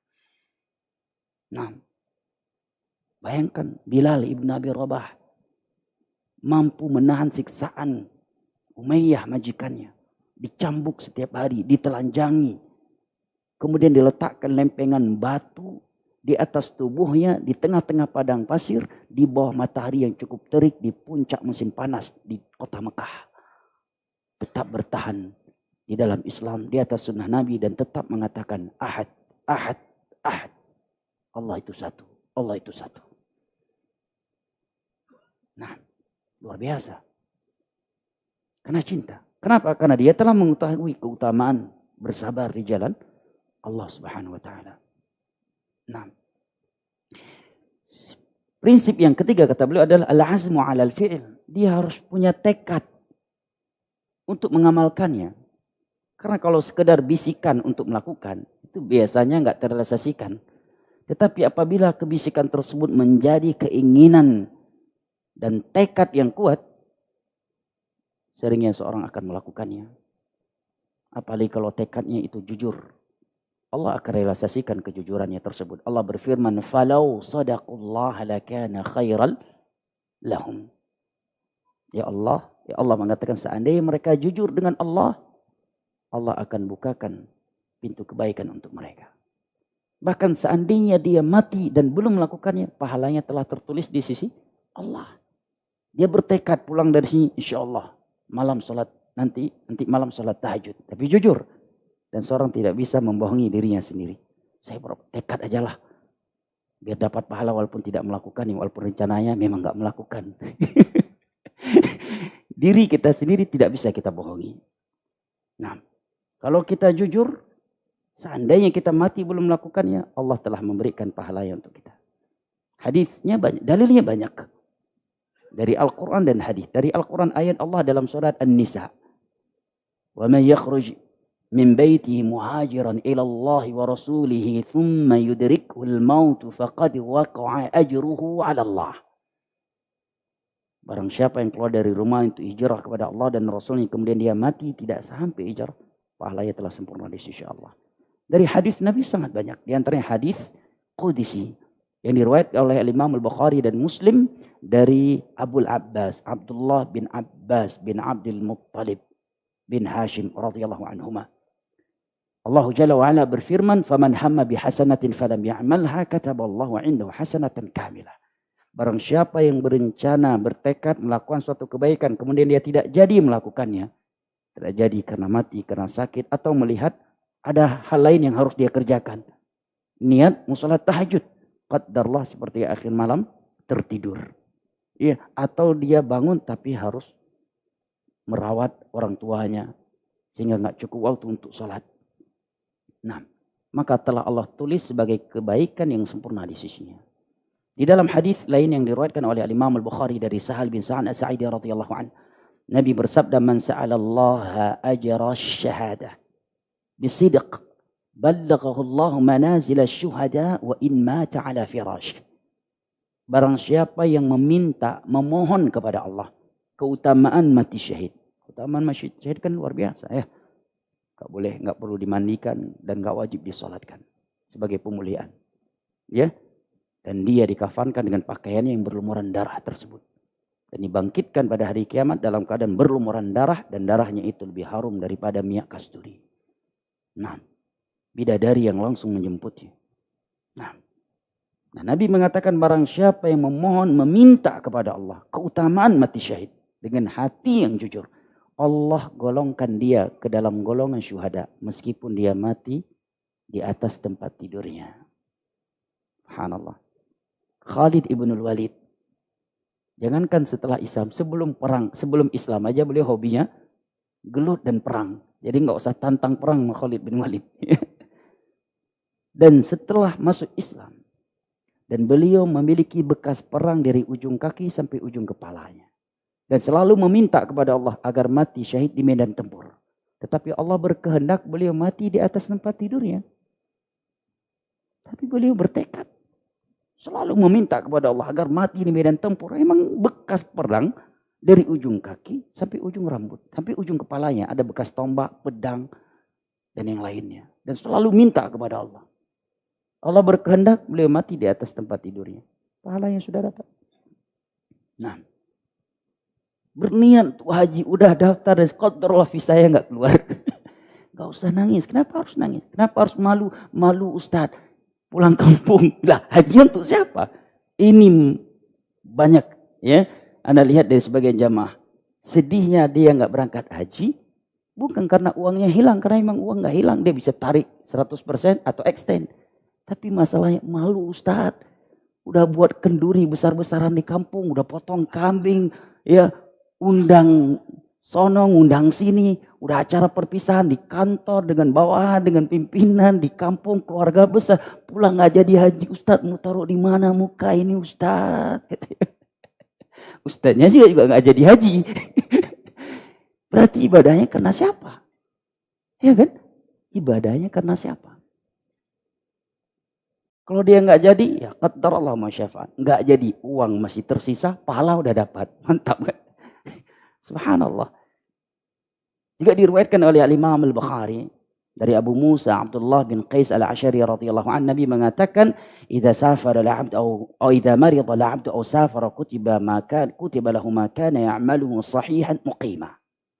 Apabila seorang hamba sakit atau safar, maka Allah tetap tuliskan untuknya pahala-pahala ibadah yang biasa ia lakukan ketika ia tidak sakit dan ketika ia tidak safar.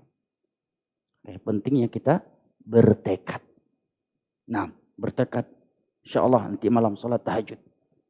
Tapi begadang sampai jam 1 malam nonton bola. Nah ini tekadnya nggak jujur. Kalau dia jujur pas mau tidur udah melaksanakan sunnah-sunnah Nabi, berwudu, ya kan? Baca bismika Allahumma amutu ahya, paling pendeknya itulah, ya kan? Lebih dari itu ada ayat kursi, ya kan? 3 kul dia usap seluruh tubuhnya sebanyak 3 kali, ya. Kemudian subhanallah 30 kali, alhamdulillah 33 kali, Allahu akbar 34 kali. Kemudian Allahumma aslamtu nafsi ilaika wajjahtu wajhiya ilaika wa fawwadtu amri ilaika wa wajjahtu dhahri ilaika wa la manja illa ilaika amantu bi kitabilladzi anzala wa nabiyyika alladzi arsal sebagai penutupnya. Nah, tapi saya mau tekad sholat tahajud nanti malam, walaupun nggak kebangun, insya Allah udah dapat pahalanya. Tidurnya jam 2 malam. Sengaja ngapain? Nonton bola, main catur dan sebagainya. Allah musta'an. Ini nggak jujur namanya. Yang kelima adalah yang keempat, al-amal. Dia amalkan. Jangan sekedar bertekad. Begitu ada kesempatan, dia tidak mengamalkannya. Karena Nabi mengatakan ketika melihat sebagian sahabatnya yang tidak bersegera duduk di saf pertama, padahal sudah dapat kesempatannya. Nabi mengatakan, wala yazalu qaumun yata'akhkharun hatta yu'akhirahumullah. Tidaklah seseorang punya kebiasaan menunda-nunda kebaikan setelah dia memiliki kesempatannya, kecuali Allah akan membuat mereka selalu tertunda dari kebaikan dunia dan akhirat. Apalagi di zaman fitnah. Segerakan ya akhi. Kita nggak tahu fitnah apa akan terjadi yang menghalangi kita untuk melakukan suatu ibadah yang sudah ada kesempatannya. Makanya dalam hadis yang diriwayatkan oleh Imam Muslim dari Abu Hurairah radhiyallahu anhu, Nabi bersabda, "Badir bil a'mali fitana ka qit'il lailil mudlim yusbihu ar-rajulu mu'mina wa yumsi kafira wa yumsi mu'mina wa yusbihu kafira. Yabi'u dinahu bi'aradin minad dunya." Segeralah kalian beramal di masa yang sudah penuh dengan penyimpangan, penuh kesyirikan, kebid'ahan dan berbagai maksiat. Nah, karena fitnah itu kalau sudah terjadi dia bagaikan potongan-potongan malam yang sangat gelap. Seorang yang berjalan di malam yang sangat gelap gulita, sangat besar potensi dia akan jatuh ke jurang, diterkam oleh binatang yang buas, atau disengat oleh hewan yang berbisa. Demikian pula di zaman fitnah. Sangat besar potensi seorang bisa berpindah dari tauhid ke syirik, dari sunnah kepada bid'ah, dan dari kesolehan kepada kefasikan. Banyak pintu-pintunya. Bahkan Nabi mengatakan yusbihu rajulu mu'mina wa yumsi kafir. Ada orang di pagi hari masih mukmin, tapi di sore hari yang sudah kafir. Ada orang di sore hari yang masih mukmin, tapi di pagi hari sudah kafir. Yabi'u dinahu bi'aradin minad dunya. Dia menjual agamanya demi secuil dari dunia ini. Nah, yang kelima kata beliau adalah banyak orang anna katsiran mimman amil, banyak orang mengamalkan tetapi la yaqau ikhlasa, tapi dia mengamalkan tidak ikhlas. Sedangkan syarat diterima suatu ibadah itu harus ikhlas. Fa'budillaha mukhlishan lahuddin. Qul inna salati wa nusuki wa mahyaya wa mamati lillahi rabbil alamin wa ma umiru illa liya'budullaha mukhlishina lahuddin. Dalam hadis yang diriwayatkan oleh Imam Muslim dari Abu Hurairah radhiyallahu anhu, Nabi bersabda, "Innallaha la yaqbalu minal amali illa ma kana khalisan liwajhihi." Allah tidak akan pernah menerima suatu amalan kecuali yang murni karena wajahnya. Nah, atau kata Syekh, fa in waqa'a khalisan, terkadang mereka ikhlas, tetapi tidak sesuai dengan sunnah Nabi SAW. Niatnya ikhlas, semangatnya luar biasa, tapi melampaui sunnah Nabi. Saya ambil satu contoh yang cukup padat dan mencakup kata para ulama. Apabila seorang memahami contoh ini, dia sudah paham kaedah utama dalam agama ini terkait sunnah dan lawannya bid'ah. Hadis riwayat Al-Imam Al-Bukhari. Dari Aisyah radhiyallahu anha, beliau menyebutkan saja'a thalathatu rahtin ila buyuti azwajin Nabi sallallahu alaihi wasallam fasalu an ibadati Nabi sallallahu alaihi wasallam falamma ukhbiru anha ka'annahum taqalluha. Pernah suatu ketika ada 3 orang datang ke rumah sebagian istri Nabi, menanyakan ibadah Nabi sehari-hari. Begitu diberitahukan kepada mereka ibadah Nabi sehari-hari, sepertinya mereka menganggap itu masih sedikit. Tetapi mereka mengatakan, kalau itu kan Nabi SAW. Segitu udah cukup untuk beliau. Karena beliau Nabi, Rasul. Kalau kita kan bukan Nabi, bukan Rasul. Maka harus lebih dari itu. Maka satu dari 3 orang ini berkata, amma ana fa'usalli al-lail wa la arqud. Aku akan sholat malam 1 malam penuh dan tidak akan pernah tidur di malam hari sepanjang tahun. Niatnya bagus kan? Sholat malam. Ya, ikhlas. Karena kalau nggak ikhlas ngapain dia bergadang 1 malam penuh setiap harinya. Yang kedua mengatakan, amma ana fa'asumud dahr wa la uftir. Aku akan berpuasa setiap hari sepanjang masa dan tidak akan pernah berbuka. Sedangkan puasa yang paling afdal adalah puasa Daud. 1 hari berbuka, 1 hari berpuasa. Ketika Abdullah bin Amr berkata kepada Nabi dalam hadis yang diriwayatkan oleh Imam Al-Bukhari dan Muslim, "Inni utiq wa afdal min dzalik." Ya Rasulullah, saya mampu lebih dari Daud. Apa kata Nabi? La afdal min dzalik. Tidak ada yang lebih afdal daripada puasa Daud.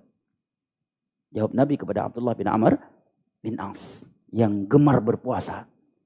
Nah, yang ketiga mengatakan, amma ana fala atazawwajun nisa. Adapun saya, maka saya akan mempertahankan kejombloanku, kejombloanku sampai mati. Nggak akan menikah. Karena wanita itu menghalangi kita untuk beribadah kepada Allah. Saya ingin fokus beribadah. Ingin jomblo sampai mati. Nah, pulang. Mereka pergi. Setelah itu Nabi pulang. Diberitahukan tentang ucapan mereka tadi. Marah Nabi. Nabi langsung keluar mencari mereka. Setelah mendapati mereka, Nabi mengatakan, antumul ladzina qultum kada wa kada. Apakah kalian yang telah berkata demikian dan demikian? Karena mereka memang niatnya karena Allah. Bukan makar terhadap Islam. Dengan penuh kejujuran dan transparan mengatakan, bala ya Rasulullah, betul ya Rasulullah, kami yang mengucapkannya. Mungkin merasa setelah itu akan dapat pujian, ya kan? Masya Allah kalian top. Ya, enggak, rupanya dimarahin habis-habisan oleh Nabi. Padahal mereka baru berencana ya, mereka belum melakukannya. Apa kata Nabi?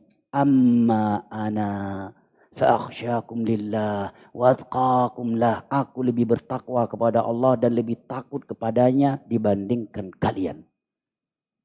Nabi berkata demikian sah. Karena Nabi dan Rasul, kalau ada ustadz, santri atau baru ngaji ngomong gitu, gua lebih bertakwa daripada lu ya. Ini sombong, nggak tahu kadar diri namanya. Harus diruqyah orang yang seperti ini dengan ayat kursi. Biar keluar jinnya dari tubuhnya. Biar hilang sifat sombong dan ujub itu. Kalau Nabi berkata demikian sah, Nabi Rasul, ya kan? Beliau tidak berbicara kecuali dengan wahyu dari Allah, wa ma yantiqu 'anil hawa in huwa illa wahyuha. Tidak berbicara dengan hawa nafsu melainkan dengan wahyu yang diwahyukan. Aku lebih bertakwa kepada Allah, lebih takut kepadanya dibandingkan kalian. Tapi aku enggak sholat semalam penuh. Aku juga tidur di malam hari. Aku enggak berpuasa setiap hari. Sebagian hari aku berpuasa dan sebagian harinya aku tidak berpuasa. Wa tazawwajun nisa, dan saya menikahi kaum wanita. Kemudian perhatikan di ujung hadisnya. Ini kaidah dalam memahami ibadah mesti sesuai dengan sunnah Nabi. Dan ujung daripada hadis ini bantahan tegas, jelas dan lugas terhadap orang yang memberikan syubhat. Nggak apa-apa melakukan ibadah yang belum ada tuntunan dari Nabi selama nggak ada larangannya. Di ujung hadis itu Nabi mengatakan, faman raghiba an sunnati falaysa minni. Barang siapa yang membenci sunnahku. Apakah mereka memperolok-olok jenggot, jilbab, cadar, sholat, puasa, haji, umrah? Enggak. Justru mereka ingin melakukan ibadah-ibadah yang telah ada dalilnya dari Al-Quran dan hadis. Sholat malam, puasa, menjauhi fitnah wanita. Hanya saja mereka ingin melakukannya dengan cara yang melampaui sunnah Nabi. Nabi katakan kepada mereka, faman raghiba an sunnati. Barang siapa yang membenci sunnahku, falaysa minni, maka dia bukan dari umatku. Karena kalau dia umat Nabi Muhammad, dia tahu ayat Allah, laqad kana lakum fi rasulillahi uswatun hasanah. Untuk apa dia mengucapkan asyhadu anna Muhammadan abduhu wa rasul, Abdullah wa rasuluh, kalau dia tidak meneladaninya, kalau dia menyayangi bahkan melampauinya dalam beribadah. Nah, ini yang kelima kata. Yang keenam, anna salihina yakhafuna min hubutil amal, hendaknya dia selalu waspada, selalu khawatir, selalu takut dari hal-hal yang bisa menghapuskan amalannya. Hal-hal yang menghapuskan amalan itu banyak. Kalau kita membahasnya butuh waktu khusus. Al-Imam Ibn Al-Qayyim sebutkan banyak sebab. Ada penghapus amalan yang bisa menghapuskan keseluruhan dan amalan dan membatalkan Islam serta mengekalkan seseorang dalam neraka Allah. Yaitu syirik besar. Atau pembatal-pembatal Islam yang lainnya. Ada pembatal amalan yang hanya membatalkan amalannya di hari itu saja. Contohnya, orang yang meninggalkan sholat asar. Tapi sholat yang lain tidak. Maka seluruh amalan dia yang di hari itu batal. Ini salah satu dari penjelasan yang disebutkan oleh ulama dan disebutkan oleh Imam Ibn Qayyim dalam kitabnya As-Salah. Ketika beliau menjelaskan hadis Nabi yang berbunyi, man taraka salat al-asar faqad habita amaluh. Barang siapa yang meninggalkan salat asar, maka sungguh telah batal amalannya. Maksudnya amalan di hari itu. Tapi kalau dia meninggalkan salat asar secara keseluruhan dan mencakup salat-salat yang lain, maka amalan yang terhapus adalah amalan yang telah ia lakukan seumur hidupnya dan sekaligus Islamnya batal. Karena meninggalkan salat secara totalitas. Nah. Dan Imam kau disebutkan al-muhbitat ila amal, hal-hal yang bisa membatalkan amalan. Pahala. Ada yang membatalkan Islam, ada yang membatalkan amalan, tapi Islamnya tidak batal. Contohnya apa? Apa yang Allah sebutkan dalam surat Al-Baqarah. Ya ayyuhalladzina amanu la tubtilu sadaqatikum bil manni wal adha. Wahai orang-orang yang beriman, jangan kalian batalkan sedekah-sedekah kalian karena apa? Bil man, kamu sebut-sebut. Ya, ini orang enggak tahu diri, gua sering bantu nih orang nih. Kamu ini dia semenjak ayahmu, gua yang bantu. Nah, saya udah habis uang miliaran di kampung itu, masa suara saya enggak menang di situ? Atau contoh-contoh yang lain.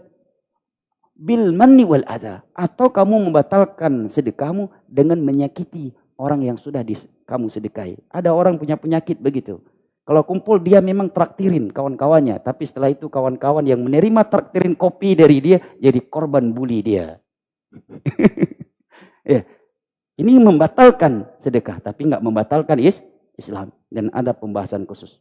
Secara umum adalah syirik. Ya. Yang ketujuh, dan ini yang terakhir, yang dengannya kita tutupi kajian kita.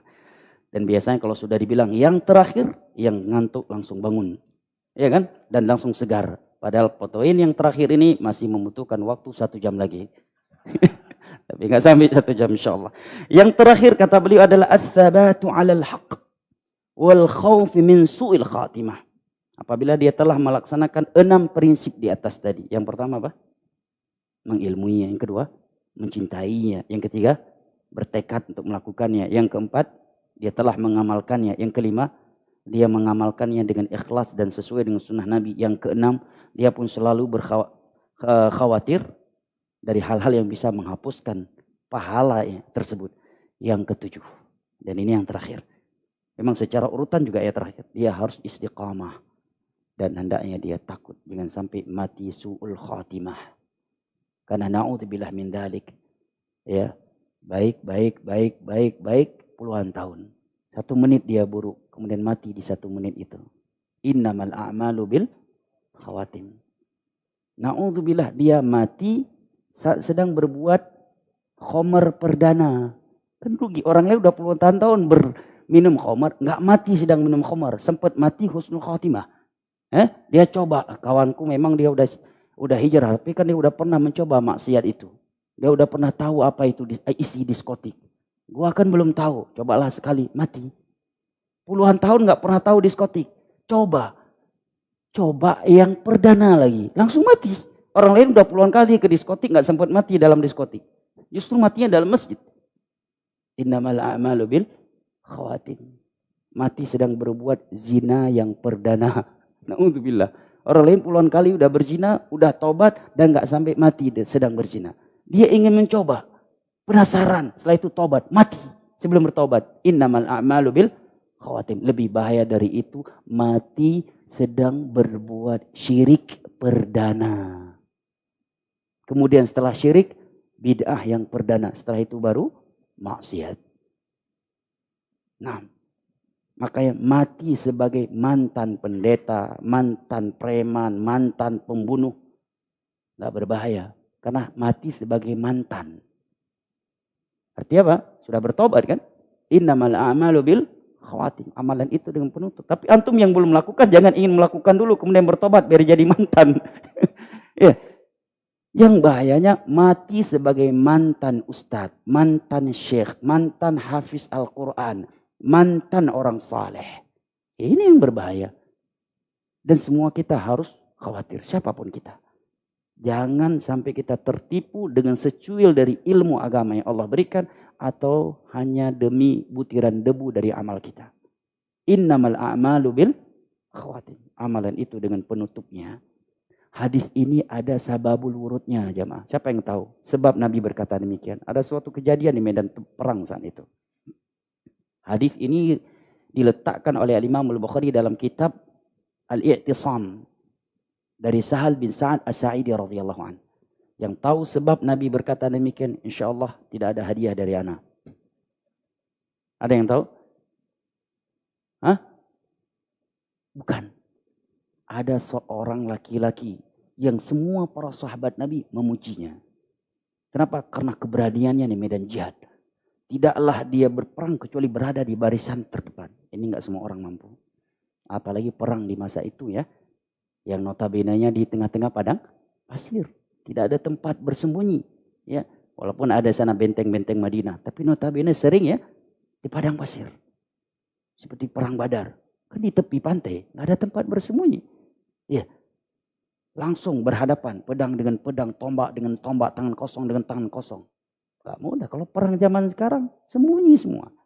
Gak ada hari ini yang perang berani kepalanya ke atas, kecuali hanya Rambo. Cuma Rambo. Percayalah sama ana. Ya, meskipun dia pasukan militer terhebat, paling elit dan paling ditakuti di dunia saat ini. Percayalah sama ana. Kalau perang, semuanya kepalanya di bawah. Kecuali di film Rambo dan ya, film Komando Arnold tahun 90. Masih ingat ya? Di luar itu ada. Gak ada yang berani. Yang pakai jimat justru yang paling pengecut. Betul. Anak pernah ya membakar jimat sebanyak ini. Seorang militer.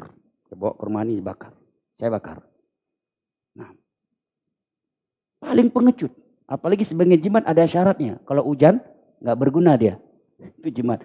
Pas hujan perang. Ah, cari-cari alasan. Lek, kau maju lek. Aku jaga dari belakang lek. Padahal nggak berani maju. Kenapa? Jimatnya nggak berguna. Hujan turun. Atau lupa bawa jimat. Lek, kau duluan lek. Aku jaga kau dari belakang. Kayaknya mereka datang dari belakang. Padahal memang nggak berani maju. Lupa bawa jimat. Nah ini sahabat ini laki-laki. Kata Sahal bin Sa'ad As-Sa'idi. Setiap perang selalu di depan. Dan tidaklah bertemu dengan musuh kecuali dia tebas lehernya. Keberanian yang luar biasa. Semua para sahabat memujinya. Nabi justru mengatakan, huwa finnar. Ini orang penghuni neraka. Terkejut dan terheran-heran para sahabat Nabi. Sehingga ada satu dari sahabat Nabi, semenjak Nabi berkata demikian, dia selalu mengintai, mengikuti lelaki ini. Dia ingin tahu. Ini orang pasti su'ul khotimah. Dia ingin tahu maksud apa yang dia lakukan. Sehingga Nabi berkata demikian. Kesimpulannya, suatu ketika dia terkena senjata musuh. Terluka parah. Dia enggak sabar. Dia pun fanasaba saifah. Dia tegakkan pedangnya. Kemudian dia jatuhkan badannya. Mati bunuh diri. Su'ul khatimah. Mati bunuh diri. Sebagian orang, Masya Allah, ibadah luar biasa. Begitu ada suatu musibah, minum racun dia. Su'ul khatimah. Hah? Udah sholat 5 waktu luasa, puasa, haji, umroh berulang kali. Ada suatu musibah, bunuh diri. Su'ul khatimah. Ya, di medan tempur nih. Padahal tinggal nunggu dijemput oleh bidadari. Nggak sabar dia. Luka itu kan nggak mudah jamaah. Ya, kita yang belum merasakan, ya seolah-olah mudah. Jangan kan luka, sakit gigi aja, kucing bisa jadi lawan. Ya kan? Istri bisa kena talak 3 langsung. Gara-gara sakit gigi, kalau nggak sabar. Bagaimana dengan orang yang terluka dengan tombak dan pedang di masa itu? Tombak, pedang. Kan berat, luar biasa itu, menyakitkan. Dia nggak sabar. Akhirnya dia buka pedangnya, kemudian dia tancapkan ke perutnya. Dia tancapkan di tanah, kemudian dia jatuhkan badannya. Faqatala saif, faqatala nafsa. Maka dia mati bunuh diri. Sahabat yang menyaksikan ini langsung mencari Nabi dan mengatakan, Asyhadu annaka Rasulullah. Ya Rasulullah, aku bersaksi engkau benar-benar utusan Allah. Nabi terkejut. Kenapa kamu berkata demikian? Emangnya sebelumnya kamu nggak yakin? Maka dia mengatakan, orang yang kami puji, tetapi engkau katakan sebagai finnar, penghuni neraka, mati su'ul khatimah. Dia mati bunuh diri. Maka Nabi mengatakan, innamal a'malu bil khawatim. Amalan itu dengan penutupnya. Dan ingat, su'ul khatimah itu ada yang mengekalkan di dalam neraka, ada yang tidak mengekalkan. Tergantung dosa apa yang dia su'ul khatimah di atasnya. Kalau dia su'ul khatimah di atas dosa yang bisa membatalkan Islam, berarti su'ul khatimah menyebabkan dia kekal di dalam neraka Allah. Tapi kalau su'ul khatimahnya di atas suatu maksiat yang tidak membatalkan Islam, ya dosa-dosa yang di bawah syirik, maka dia tidak kekal di dalam neraka Allah tentunya. Namun, nasallallahu salamu alaihi. Baik, dengan ini kita telah menamatkan risalah tulisan yang ringkas ini. Di sini ada beberapa tanya yang kita baca, satu atau dua. Barakallahu fiik. Bismillah, afwan Ustadz. Izin bertanya, apakah boleh kita memohon berdoa untuk bisa mati di Madinah atau Makkah? Mohon pencerahannya. Wallahu a'lam bishawab. Kalau memohon mati di Madinah, saya jawabannya la adiri. Saya tidak tahu.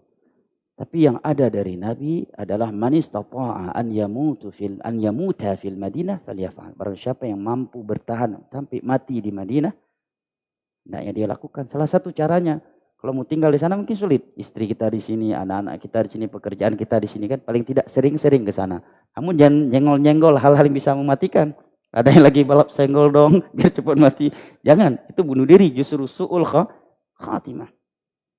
Nah, tapi anjuran berdoa agar mati di Madinah, kalau dia maksud untuk disegerakan mati, ini keliru. Tapi kalau maksud dia agar Allah mudahkan dia bertahan di Madinah dan meninggal di Madinah dengan makna bukan untuk disegerakan matinya, tapi agar mendapatkan husnul khatimah, di mana orang yang bertahan di Madinah sampai matinya akan dipastikan dapat syafaat dari Nabi, maka ini tidak mengapa. Bukan untuk menyegerakan kematian, sebagaimana Syekh Utsaimin menjelaskan doa Maryam. Dia mengatakan, ya laitani mitu qabla hada. Aduhai seandainya aku mati sebelum ini. Ya, atau datang dari sebagian salaf yang memohon untuk berdoa kepada Allah untuk dimatikan sebelum kena fitnah, bukan untuk disegerakan. Tapi apabila dengan kena fitnah dia bisa mati husnul khatimah, dia meminta agar Allah mematikannya. Maksudnya mati husnul khatimah. Wallahu a'lam bishawab, wal ilmu indallah.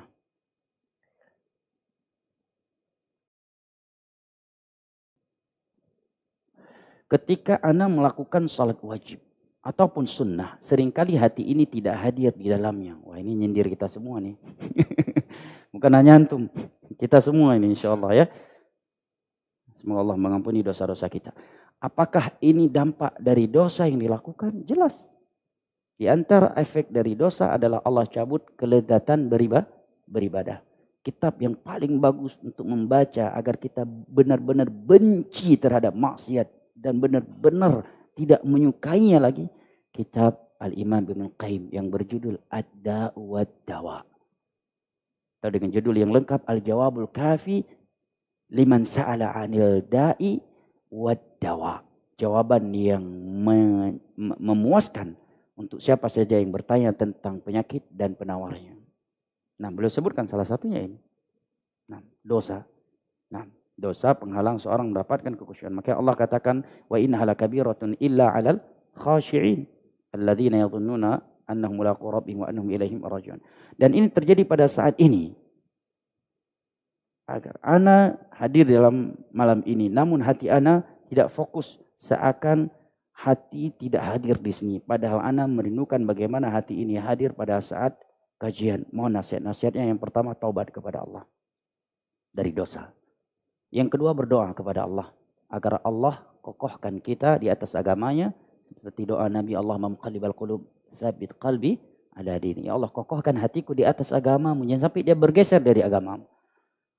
Atau doa agar Allah mensucikan jiwa kita, yaitu doa Nabi, Allahumma ati nafsi taqwaha wa zakkiha anta khairu man zakkaha anta waliyuha wa maulaha. Enggak bisa dengan bahasa Arab, dengan bahasa Indonesia. Fattaqullaha mustata'tum. Ya Allah, berikanlah hatiku ketakwaan yang sesungguhnya. Sucikan dia. Engkau sebaik-baik penyucinya. Engkaulah yang menjaga hati ini dan engkaulah tempat hati ini bergantung. Bagaimana sikap yang baik ketika menemukan suatu kemungkaran di tempat kerja, di lingkungan keluarga yang terus-menerus dilakukan pada sampai saat ini saya hanya bisa berdoa karena tidak berani menyampaikan secara lisan. Nabi sudah jelaskan kaidah ya. Dalam hadis yang diriwayatkan oleh Imam Muslim dari Abu Sa'id Al-Khudri radhiyallahu anhu. Nabi mengatakan, man ra'a minkum munkaran falyughayyirhu bi yadihi fa illam yastati' fa bi lisanihi fa illam yastati' fa bi qalbi wa dzalika adhaful iman. Barang siapa yang melihat sebuah kemungkaran, dia mampu mengubahnya dengan tangannya karena sebagai seorang ayah, sebagai seorang komandan terhadap bawahannya, ya, atau sebagai aparat keamanan yang diberikan tugas untuk itu, dia lakukan. Kalau tidak, maka dengan lisannya, dia nasihati, dia sampaikan dengan lisannya. Kalau tidak, maka dengan hatinya. Dia benci dengan hatinya. Dan itu selemah-lemahnya iman dalam penegakan al-amr bil ma'ruf wa nahyi anil munkar. Wallahu ta'ala alim shawab. Fattaqullaha mustata'tum. Bertakwalah engkau kepada Allah semampu kalian. Kiranya ini dapat kita kaji pada kesempatan kali ini. Lebih dan kurangnya ana mohon maaf.